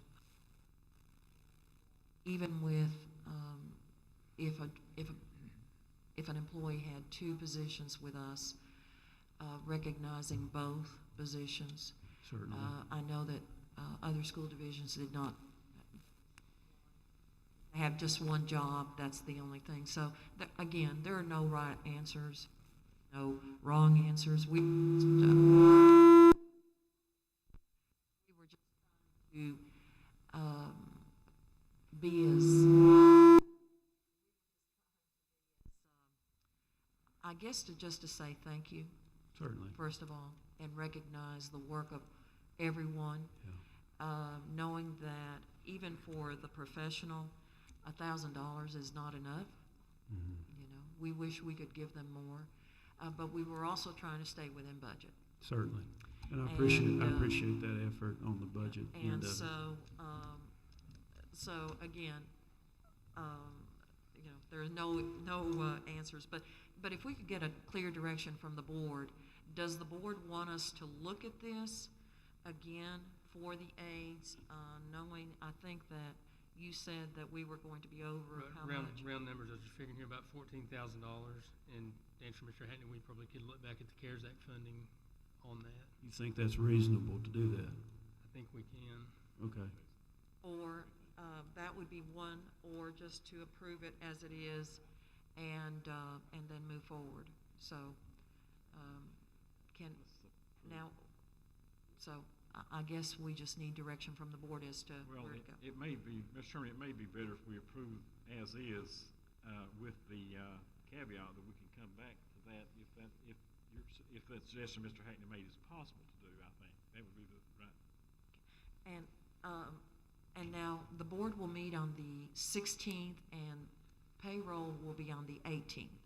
So we will look at very quickly finding out exactly how much money it will be and where the rest of the $14,000 will come from. Is that something we can do, Larry? Yes, we can do that. And then we can certainly inform the board at that point. So the goal for this stipend would be to pay it on December 18th? It'll Yes, go sir. out on the 18th. It'd have to be prepared, ahead of time. Okay. On that, it'll take us time to prepare ahead of time to do it, but they would go out on the same date. Again, because there's going to be two different payrolls in December.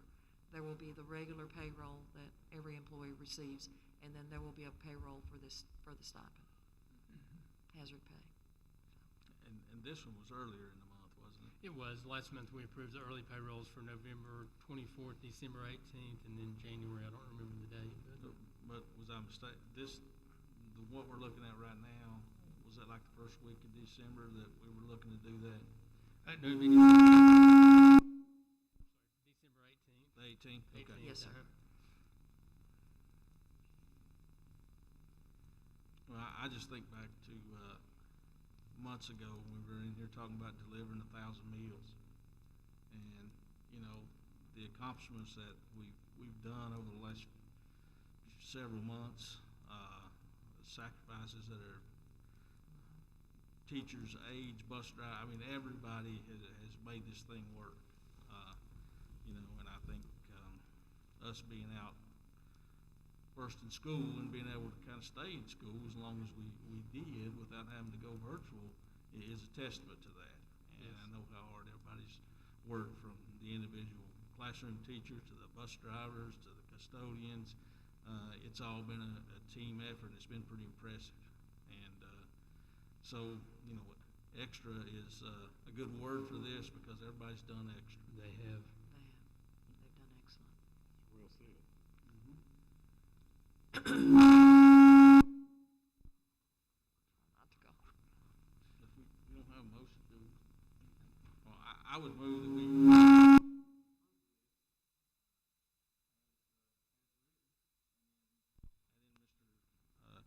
Hackney's motion as well to look to bring those part-time aides up into the $500 number and return that to us, see if we can find those funds to do that. Okay. So to make sure I'm clear, so we would do the as approved. I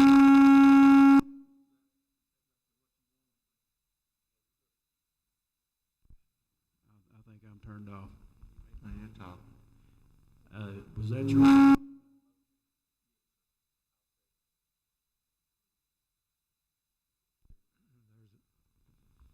Who's done that, Scott? Is that you? Not me.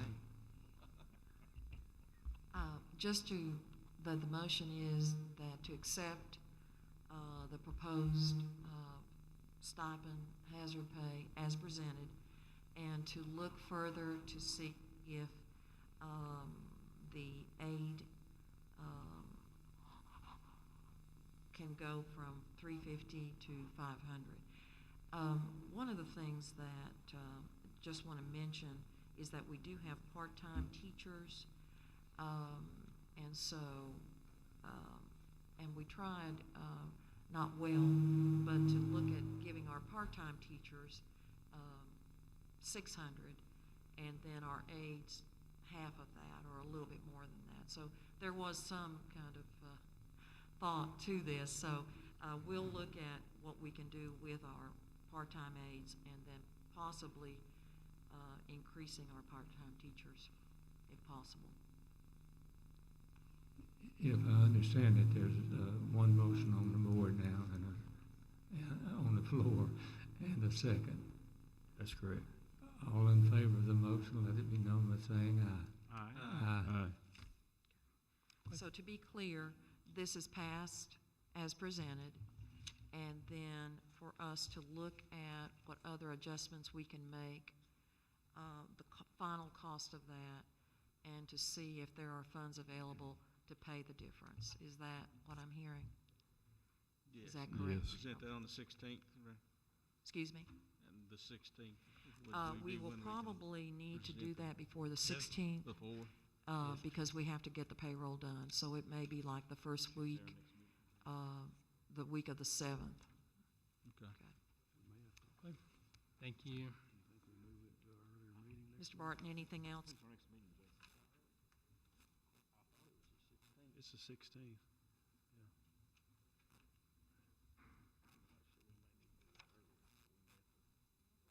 It's time, Mr. Setzer and Grant and Mr. Compton, if they'll come to the front, please.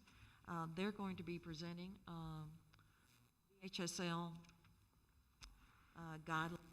discussion of VHSL guidelines for participation in athletic events. Welcome, gentlemen. Thank you for being here. Thank you, Ms. Robinson. We do have a slideshow. They may want to move out front so they can Okay. see. All right. If we could have the lights dim just a little bit, that would be great.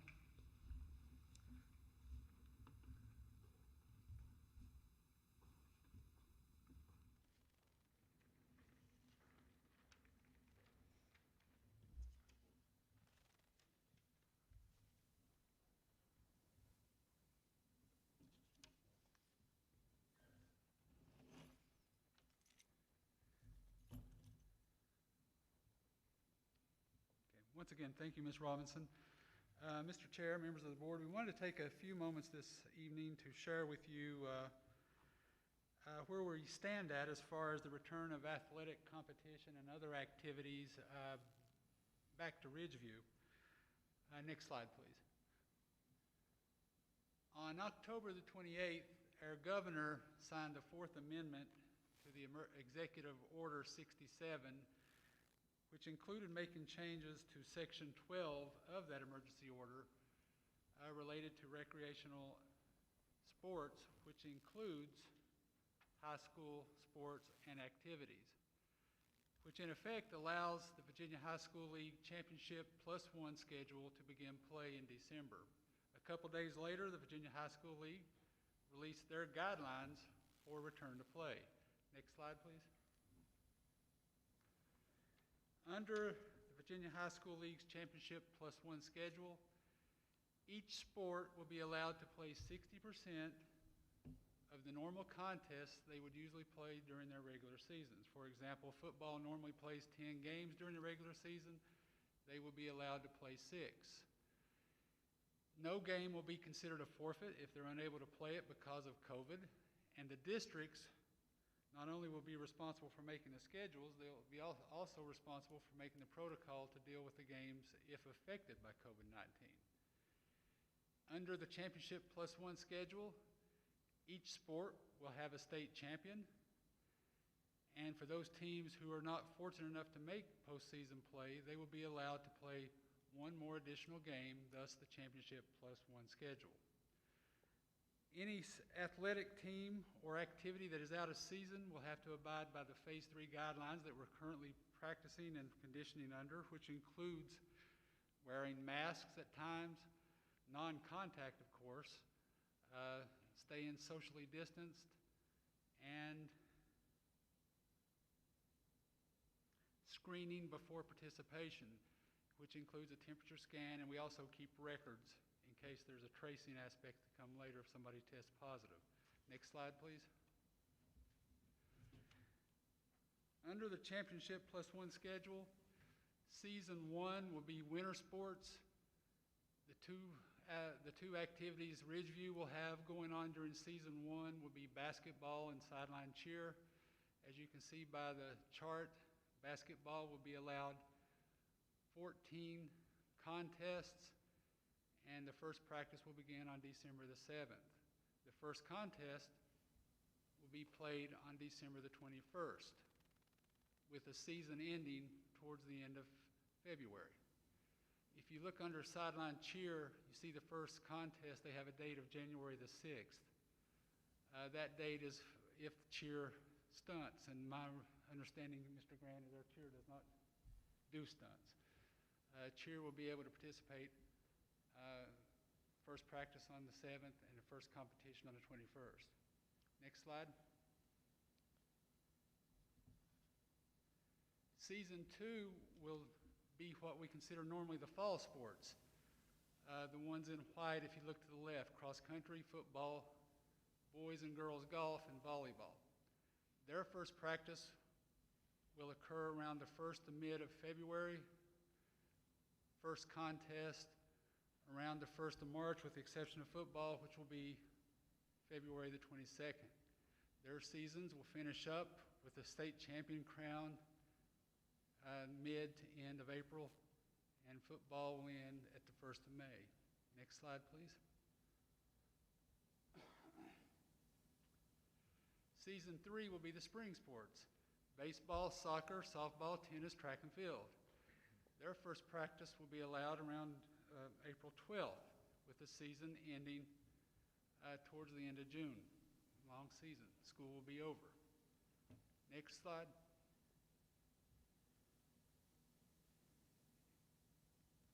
And then we have the academic activities. I'm pretty sure, Mr. Compton, correct me if I'm wrong, Ridgeview offers theater, Scholastic Bowl, forensics, robotics, and creative writing. They really do not have a season, but they do have deadlines for submissions to the VHSL for judging. Okay, is there any questions at this time? Mr. Grant, Mr. Compton, do you have anything to add at this time? Okay, next slide. As I stated earlier,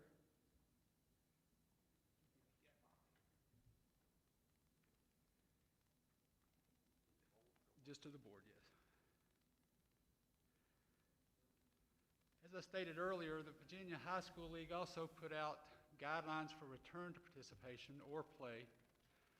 These guidelines were developed to diminish or decrease the chances of exposure to the virus by providing recommendations and guidance to participants, the administrative staff and officials, fans, event staff and coaches, and individual teams and activities.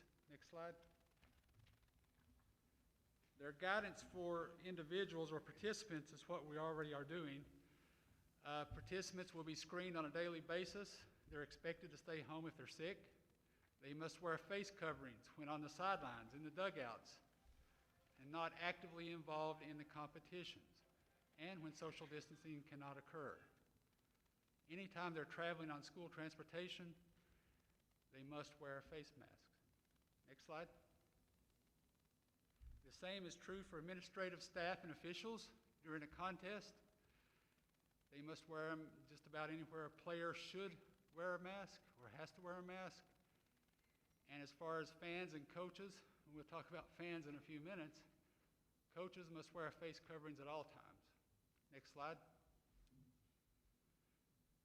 If you look at, I think it's page 12 in the packet I give you, the guidelines address each individual sport or activity. I put on the slideshow for basketball, since it's the first sport that will be coming into play. The VHSL makes recommendations or provides guidance as far as bench space, as far as officials and their scoring table. They make expectations for all games, which will include no jump balls, a coin flip if you go into overtime to see who gets the ball. So they're trying to eliminate or decrease the chance for the virus to spread. They do this for each individual sport and activity that comes under their purview. Next slide. In their guidelines for participation, they also address locker rooms, transportation, cleaning and disinfecting, and screening. They make recommendations as far as locker rooms. Locker rooms, the athletes should be socially distanced. They should wear a mask at all times, and I say should, their guidelines say will. And they make recommendations if the locker room, for example, is too small to fit everybody in it. If that's the case, they recommend that they travel dressed to the competition and they leave dressed. As far as transportation, transportation falls under whatever the district's protocol is. For example, in our district, we have one student per seat wearing a mask, and their siblings may sit with them. That would follow along the Virginia High School guidelines. Cleaning and disinfecting, they talk about the ratios of bleach to water as far as cleaning surfaces, and the ratio of bleach to water for laundering purposes. And then, of course, screening. Each individual who participates will be screened, including their temperature, and it will be recorded. The one thing the VHSL does not address is capacity. Next slide. As of last Friday, the 6th amended Emergency Order 67 was signed, which stated that schools could have a capacity of 30% of the venue or 25 spectators, whichever is less. In this case, our venues, we could have 25 spectators. Mr. Grant notified me, I guess at 4:55 this afternoon, the VHSL sent out an email defining what a participant is. Participants are anybody who is essential to the contest to take place, for example, players, coaches, administration, security, officials, and event staff needed to operate game clock, chains, that type of thing. So So this creates an issue. People are not going to, under the current guidelines or the current emergency order, people are not going to be able to come and watch our students play, the athletes play, with the exception of 25. To address this issue, next slide, we are going to participate in the National Federation of High Schools School Broadcast Program, which is called Pixelot. And with this program, next slide, the NFHS will supply the school free of charge 2 cameras systems, one for outside and one for inside, which will broadcast the athletic events in the gym and on the football field across the internet. Again, there's no cost to the school. There is a subscription fee for those folks who would like to watch our contests. The subscription fees are $10.99 per month, or for $70, they can buy an annual subscription and watch any game that is broadcast on the NFHS network nationwide, including postseason games. Again, there is no cost to us for this system, and it gives us a way that we can share what is going on campus. Excuse me. I do have an example of what it looks like. These camera systems can either be produced, the production can be done automatically or manually. If we go automatic, they have a software package that tracks the ball, which you'll see on this video. Ryan, can we play the first video? This is an example of a football game that is automatically produced. No one is operating the camera.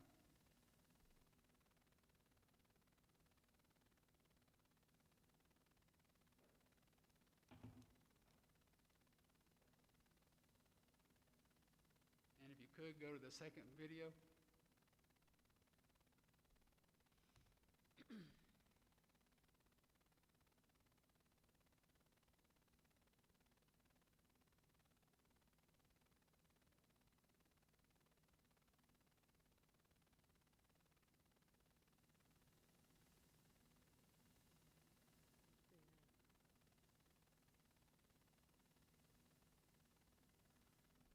Once again, the school would have the choice of letting the camera do this automatically, or it can be done manually, and that may be something Mr. Cumpin may want to look at down the road as far as a class, broadcasting class.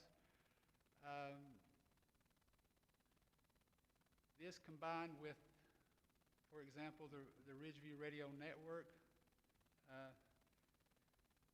an individual could go onto Spreaker and listen to a call of the game while watching it on the NFHS network. So this is a way that we can sort of allow people to view the contest when by executive order they cannot be in the stadium. Okay, thank you, Ryan.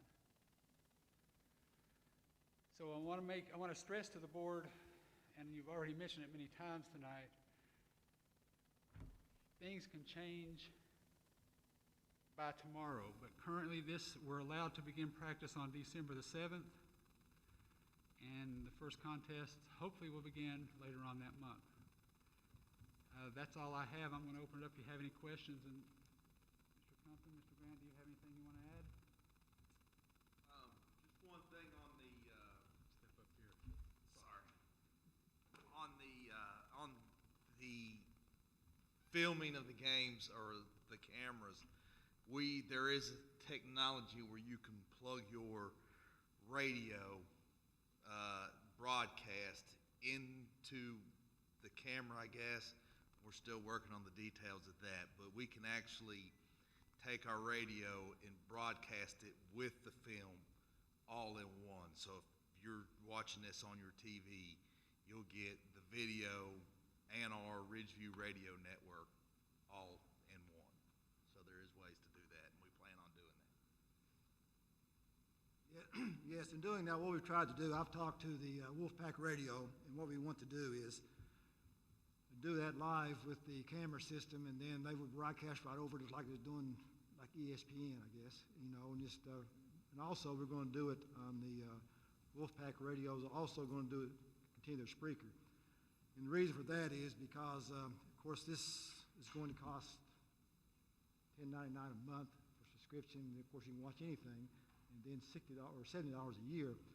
But by offering it the other way also, all you have to do is get on your computer, find Wolfpack Radio, and listen to it with no cost whatsoever.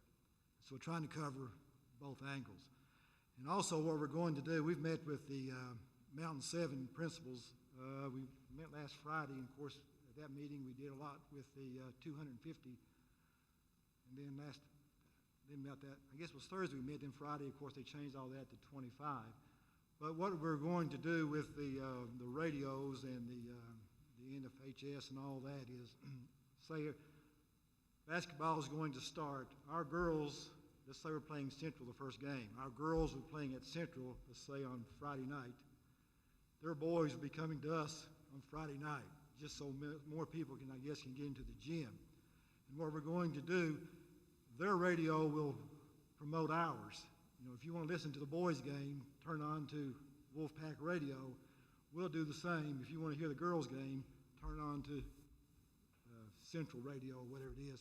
That way, we're trying to cover.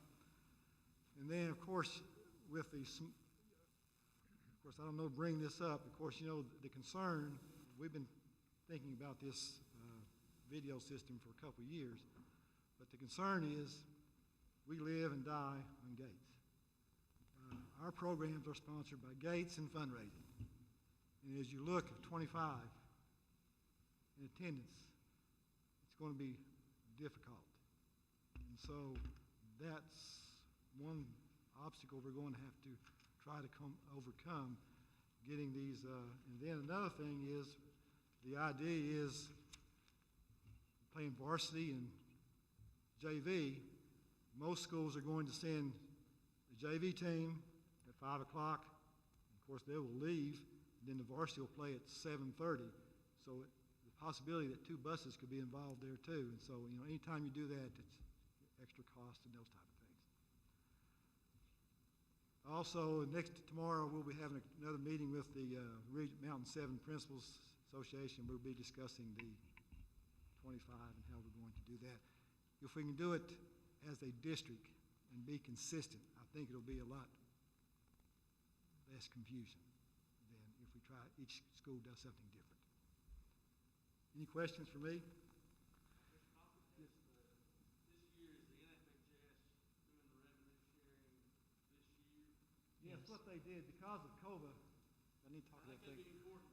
Because of the COVID-19, most of the time, what happens is they install this thing for you, and they take all the revenue for the first 3 years. But because then any kind of broadcast, any kind of advertisement you want to do on that, or the watermarks you put on that, then you can sell that, of course, and try to recoup some of the cost. But because of the COVID-19, this year, they're going to allow that for this year, year one of the 3-year contract, they're going to allow us to take 10% of that monthly fee, and then any annual fee, which would be the $70, they're going to give us $20. So yes, for this first year, it's going to help us a little bit. So we will have some revenue from NFHS. Possibly, yeah. And then the other thing also is, and then some school systems, they've been doing this. Let's say you go on there and do a subscription and say, I'd like to donate $15 or $20. All that, any donations that come, will go. All that 100% comes back to the school. So that'll be maybe a little bit of help also in advertising. Correct. Can you clarify again, Mike? You said the 25 capacity does not that does not include officials or anybody taking part in the game. No, that's just fans. It does not include anybody that would be essential to the contest. Players, coaches, administrative staff, security staff, scorekeepers. You would be able to sell 25 tickets then, max. If that's, yes, they could possibly sell 25 tickets if that's the route the district decides to go with. Or as the district, or is this a school decision? School. When I say district, I mean our school. Okay. Would we be would we look at possibly, say, since, you know, the JV is gonna leave, if you buy a ticket for that game, it being another maybe ticket for the varsity game, because they're gonna have they're gonna leave, the buses are gonna leave, right? Right. At any time, you cannot have more than 25 spectators. I guess if I'm sure they're going to decide district-wide as far as How to Region do 7 that. in that meeting, the protocol of how to handle that 25. But it is possible you could have a JV game, clear the gym, sanitize, and bring in another 25. Right. And it would give more parents an opportunity then. Yes. That's what we was going to try to do, was 250, just to give Sure. people the opportunity. So we're meeting again tomorrow at 25 makes it really, really tough. Very. Yeah. Yeah. And I think one of the options, of course, that's being discussed is, do we allow spectators at all at the games? Because if you're playing away games, you know, does the away team also get to bring 12 people? And there's just a lot of issues. So we really are very pleased that we're able to show the live streaming. I like to just that's a take a big moment to commend Coach Grant and Mr. Compton and Mr. Setzer for an excellent presentation. Thank you very much for your time with that. I also like to commend Ryan Wallace and our technology staff, our maintenance staff. The bill for having someone come and put up the equipment is about is $2,500, and after consultation with Mr. Wallace and our maintenance staff, they're going to try to do that ourselves. And $2,500 is a lot of money for us, and so we're very thankful for that, and want to just say thank you to everyone that's been involved with that. So some difficult things, you know, I think we were all concerned about how we were going to get 250 perhaps, and so now it's 25, so that's even a greater concern. Please remember, things can change minute by minute. So we may be in a totally different position when the 7th comes around, that they may change the guidelines. We may be able to bring in more spectators. I was going to ask you, I know, Mr. Hahn is probably in consultation or communication with the governor's office on, you know, that may not, the 25 may not last the entire year. It could be changed at any, you know, at the governor's request, I guess. we have a plan for 250. Yeah, We did that plan a week ago, so if it goes back to that, we've got a plan. we're already ready for that. Yeah, Football coming down, it's going to be more than that. I hope so. Yeah, I hope the mitigation gets us to that December 6th peak, and you guys can update us next meeting on the 250. But I was encouraged today. I got an email this late afternoon from the National Federation of High School, the NFHS, and I was sharing with the guys here earlier that reading that article, they had said from what their research has shown from state associations that, you know, competition is not spreading the virus, that really participants, if they catch it, then it's usually because of a player on their own team during practice and those kind of things. So, you know, I would just encourage our students to really be mindful of what you do, really be mindful of your mask and those kind of things, so that we can protect these seasons and protect your teams, and we can actually finish this thing. Thank you. Mr. Setzer, any other comment? No, ma'am, unless there's any. Coach Grant, anything else? Thank you very much. And Mr. Compton, anything else? Any other comments from our board? It's So just appreciated.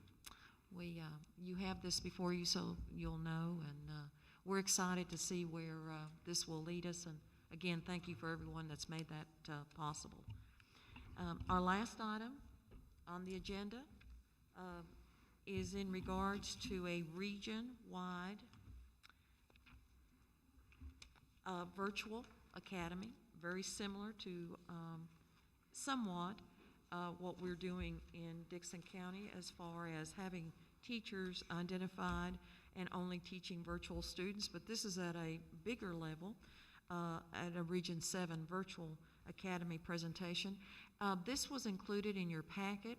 We did not add it to this, but I would just ask that if you have an opportunity to go back to your packet, that you received on Friday and look at that. Dr. Lyle is going to be on a Zoom meeting as the chair for the Southwest region and also as a representative for the Dixon County School Board to hear about the proposed Region 7 Virtual Academy presentation. So we'll have more information about this at our next meeting. We're excited to see where this is going to go, or if it's going to go. It's still in its infancy stages, but it's school divisions working together to provide a virtual academy when we get through the COVID. And instead of our children going to homeschool or all the other things that sometimes our children do, to be in a structured program taught by teachers in our area. And so we're excited to see where that's going to go. So we're not necessarily looking at the Regional Virtual Academy as something that's going to happen right now. This is looking at as a long-term alternative education program? Both. Number one, we're looking at it for the 21-22 school year, but to get to the 21-22 school year, if we proceed in that manner, we have to move very quickly now and into the spring to be ready to do that. Okay. And so it will be a board. It will have board representation if our school board moves in that manner. It will have teachers, principals, counselors. It will be a school, but it will be in a virtual manner for that. So we're still working through all of the, all of the aspects of it, but it's promising, and our region always works well together, and so we are still in the learning stages. Again, many school divisions, the reason that they've gone to that they did not either have the teachers or to have just the virtual teachers, and so their teachers are teaching hybrid and online and remote and all of those different aspects. So that gets really difficult. So we'll see. But again, we're just going to explore, and we'll come back to our board. I'm sure Dr. Lyle will relate information to you. And again, I just ask that you look at your packets and look at the PowerPoint presentation for that because it was excellent, and it kind of gives you an idea of where our next steps will be in the future. Okay. Are there any other questions on that or anything else regarding that? Okay. All right. Dr. Lyle, that ends our open session, sir. That brings us down to board comment.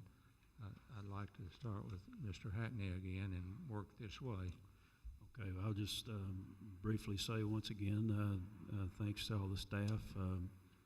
Was very happy to be able to discuss and approve hazardous duty pay tonight. Feel that it's well deserved based on, I think, what's been a tremendous effort from our school district. And I thank all the staff members. Thank Ms. Robinson for her leadership in that. I think that we've managed this very difficult situation as well as I could hope.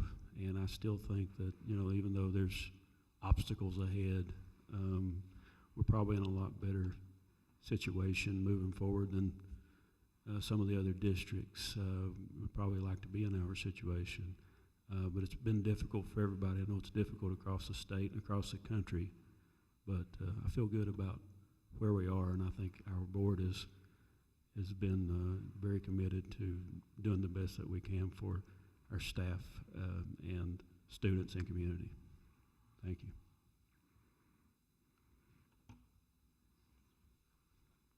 I have to echo what Mr. Hackney said. I think that under terrible stress and challenging circumstances in every way, our faculty, staff, every employee, and frankly the parents and grandparents and other caregivers in this county, I realize firsthand what you face. The young nurse that came here last month, I guess. I know that you had some feedback there. I haven't heard the result of that, but I just know that there are people out here struggling. They need help, and I think a lot of them probably might hesitate to seek that help, but I wish whatever we have available could be made easily accessible to those folks that are in this situation where they don't feel really comfortable about communicating, what have you. I know they're out there, and we have to think about the children. It's like I've heard Jason and Jamie both talk, about we all think it's better to be in school, and I'm sure that myself, Dr. Lyle, and Rick all share of that, but it's just not the books and the lessons. It's the thing that we sometimes don't talk about, I guess, in regular school. It's children at home and the environment unusual, not being able to converse with their friends, not able to interact with their friends. There's a mental health side of this too, and I don't know exactly how we're competent to help with that, but I do believe there's probably an unspoken need out there for some sort of activities, maybe that could be in a way that they can at least see their smiling faces of all the classmates, or all the, just something to tie them together in some way that's not a threat to them, and certainly build their spirits up in that regard. And I will say again, you don't realize that, the fragile nature of, especially, well, for all ages, but especially for those small children, the attachment they have to the person teaching them, even though it's on TV, basically. The relationship that's formed, there is a bond that is innocent, is strong, and the emotion is high there, and the feeling is high there. There's, that love translates even if you are not in face-to-face person with them. And it's a stress on the little fellas. If something upsets them, if somebody leaves, for example, or gets changed, it makes a hole in their normal routine that has changed already from what their normal routine used to be. And I would hope we could minimize those things as far as dealing with professional staff as much as we could, especially for those children on the primary side of things. I know all the work that's been done. I certainly congratulate the superintendent. I'm happy she and Mr. Barton and whomever else helped on this. For Coach Grant, Mr. Compton, and all the folks that worked on that, Mr. Setzer. I hope this brings a good feeling for our communities too, for all of the county to see this coming back, the sports coming back this way. We all know what it means. I think I saw Mr. Compton play basketball earlier, and when I saw that guy make that shot and miss it, I thought about, the guy that made it, I thought about him. He was one of Irving's best back in the day. That's been almost, I want to say, 40-some years ago maybe, but I have a tough time keeping up with those things, but it's been several years ago. But gosh, I wish more people could see the games. More families, I wish they could come out and see the games, but, I know that's not possible. But thank you all so very much. Well said, guys. I'd just like to once again congratulate the nursing program and nursing students. I know that's a high standard that they have to meet. And I'm sure, I know it's a high standard, but I don't know what all goes into it. But I know that's something that that's quite an accomplishment for us, and to keep that program and for it to be accredited like it is. Once again, I'm reminded of extra again. We just talked about Ryan and the guys and all technology and maintenance going to hang the camera. So, there's something extra, and, to save us $2,500. So, I've already said it. Everybody's doing extra, and, we most definitely appreciate that. It's great to be talking about sports again, and I hope you guys keep your pencils ready and you can come and give us an update. It's really weird to hear Mr. Setzer say that football is going to end the 1st of May, but at least it's going. I think that it's really helpful that they're going to help us out and do some revenue sharing this year with those cameras and those subscriptions.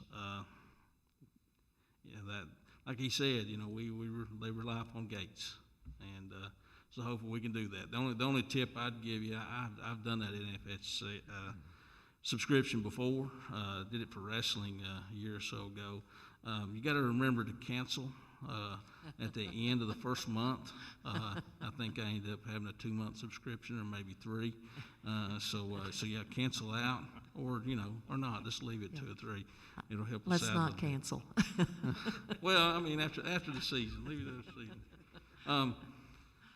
And lastly, I guess, as we go through, I feel like going virtual here for a few days, in particular, especially if this peak occurs like the biocomplexity group says, that's going to put us through December 6th, and as we start these competitions on December 7th, hopefully that's going to bring our cases way down and let us keep moving forward with face-to-face and keep us in there. And like I said, I was really encouraged with the National Federation of High Schools saying that, we don't really getting the virus from competition, so that's really good. Would kind of think about coaches and, to think about our culture just a little bit, as we go into playing and beginning practices and those kind of things, and really it's a change of culture with athletes as well, as far as being there and trying to tough it out. If you're feeling bad, we may need to be a little bit more understanding. We may have to miss a few more practices than we normally have, just to keep us safe and to keep our seasons going. Realize nobody wants to be Wally pipped, but we just need to really try and keep that. We want to keep the spread from down because we want to finish these seasons. That's all I got. Well, I'd like to reiterate what all 3 of the other board members have said. And I'm so thankful that we were able to do the hazard pay to all the people who are so deserving. And, for all the work that's done with the VHLS and all the guys in the sports program, very, very difficult in this situation. The academics, the cleaning.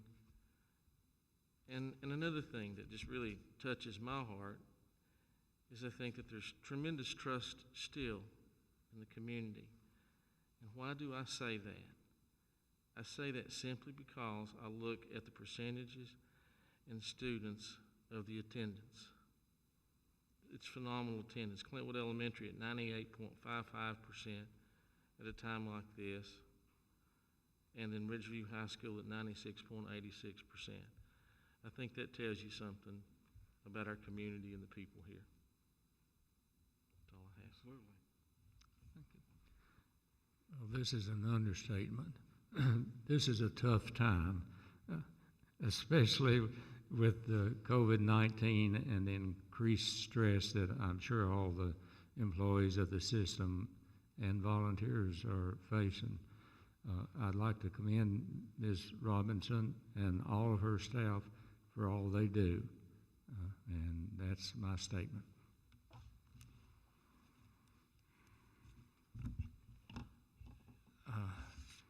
Pursuant to Chapter 2.2-3711, Paragraph A of the Code of Virginia, there will be a closed meeting for the purpose of 1, employment issues relating to discussion or consideration of specific individuals for employment as cooks, substitutes, FMLA requests, coaches, retirement requests, posts advertised for elementary PKE through 6 teachers, and 2, consult with legal counsel pursuant to Section 2.2-3711A17 of the Code of Virginia.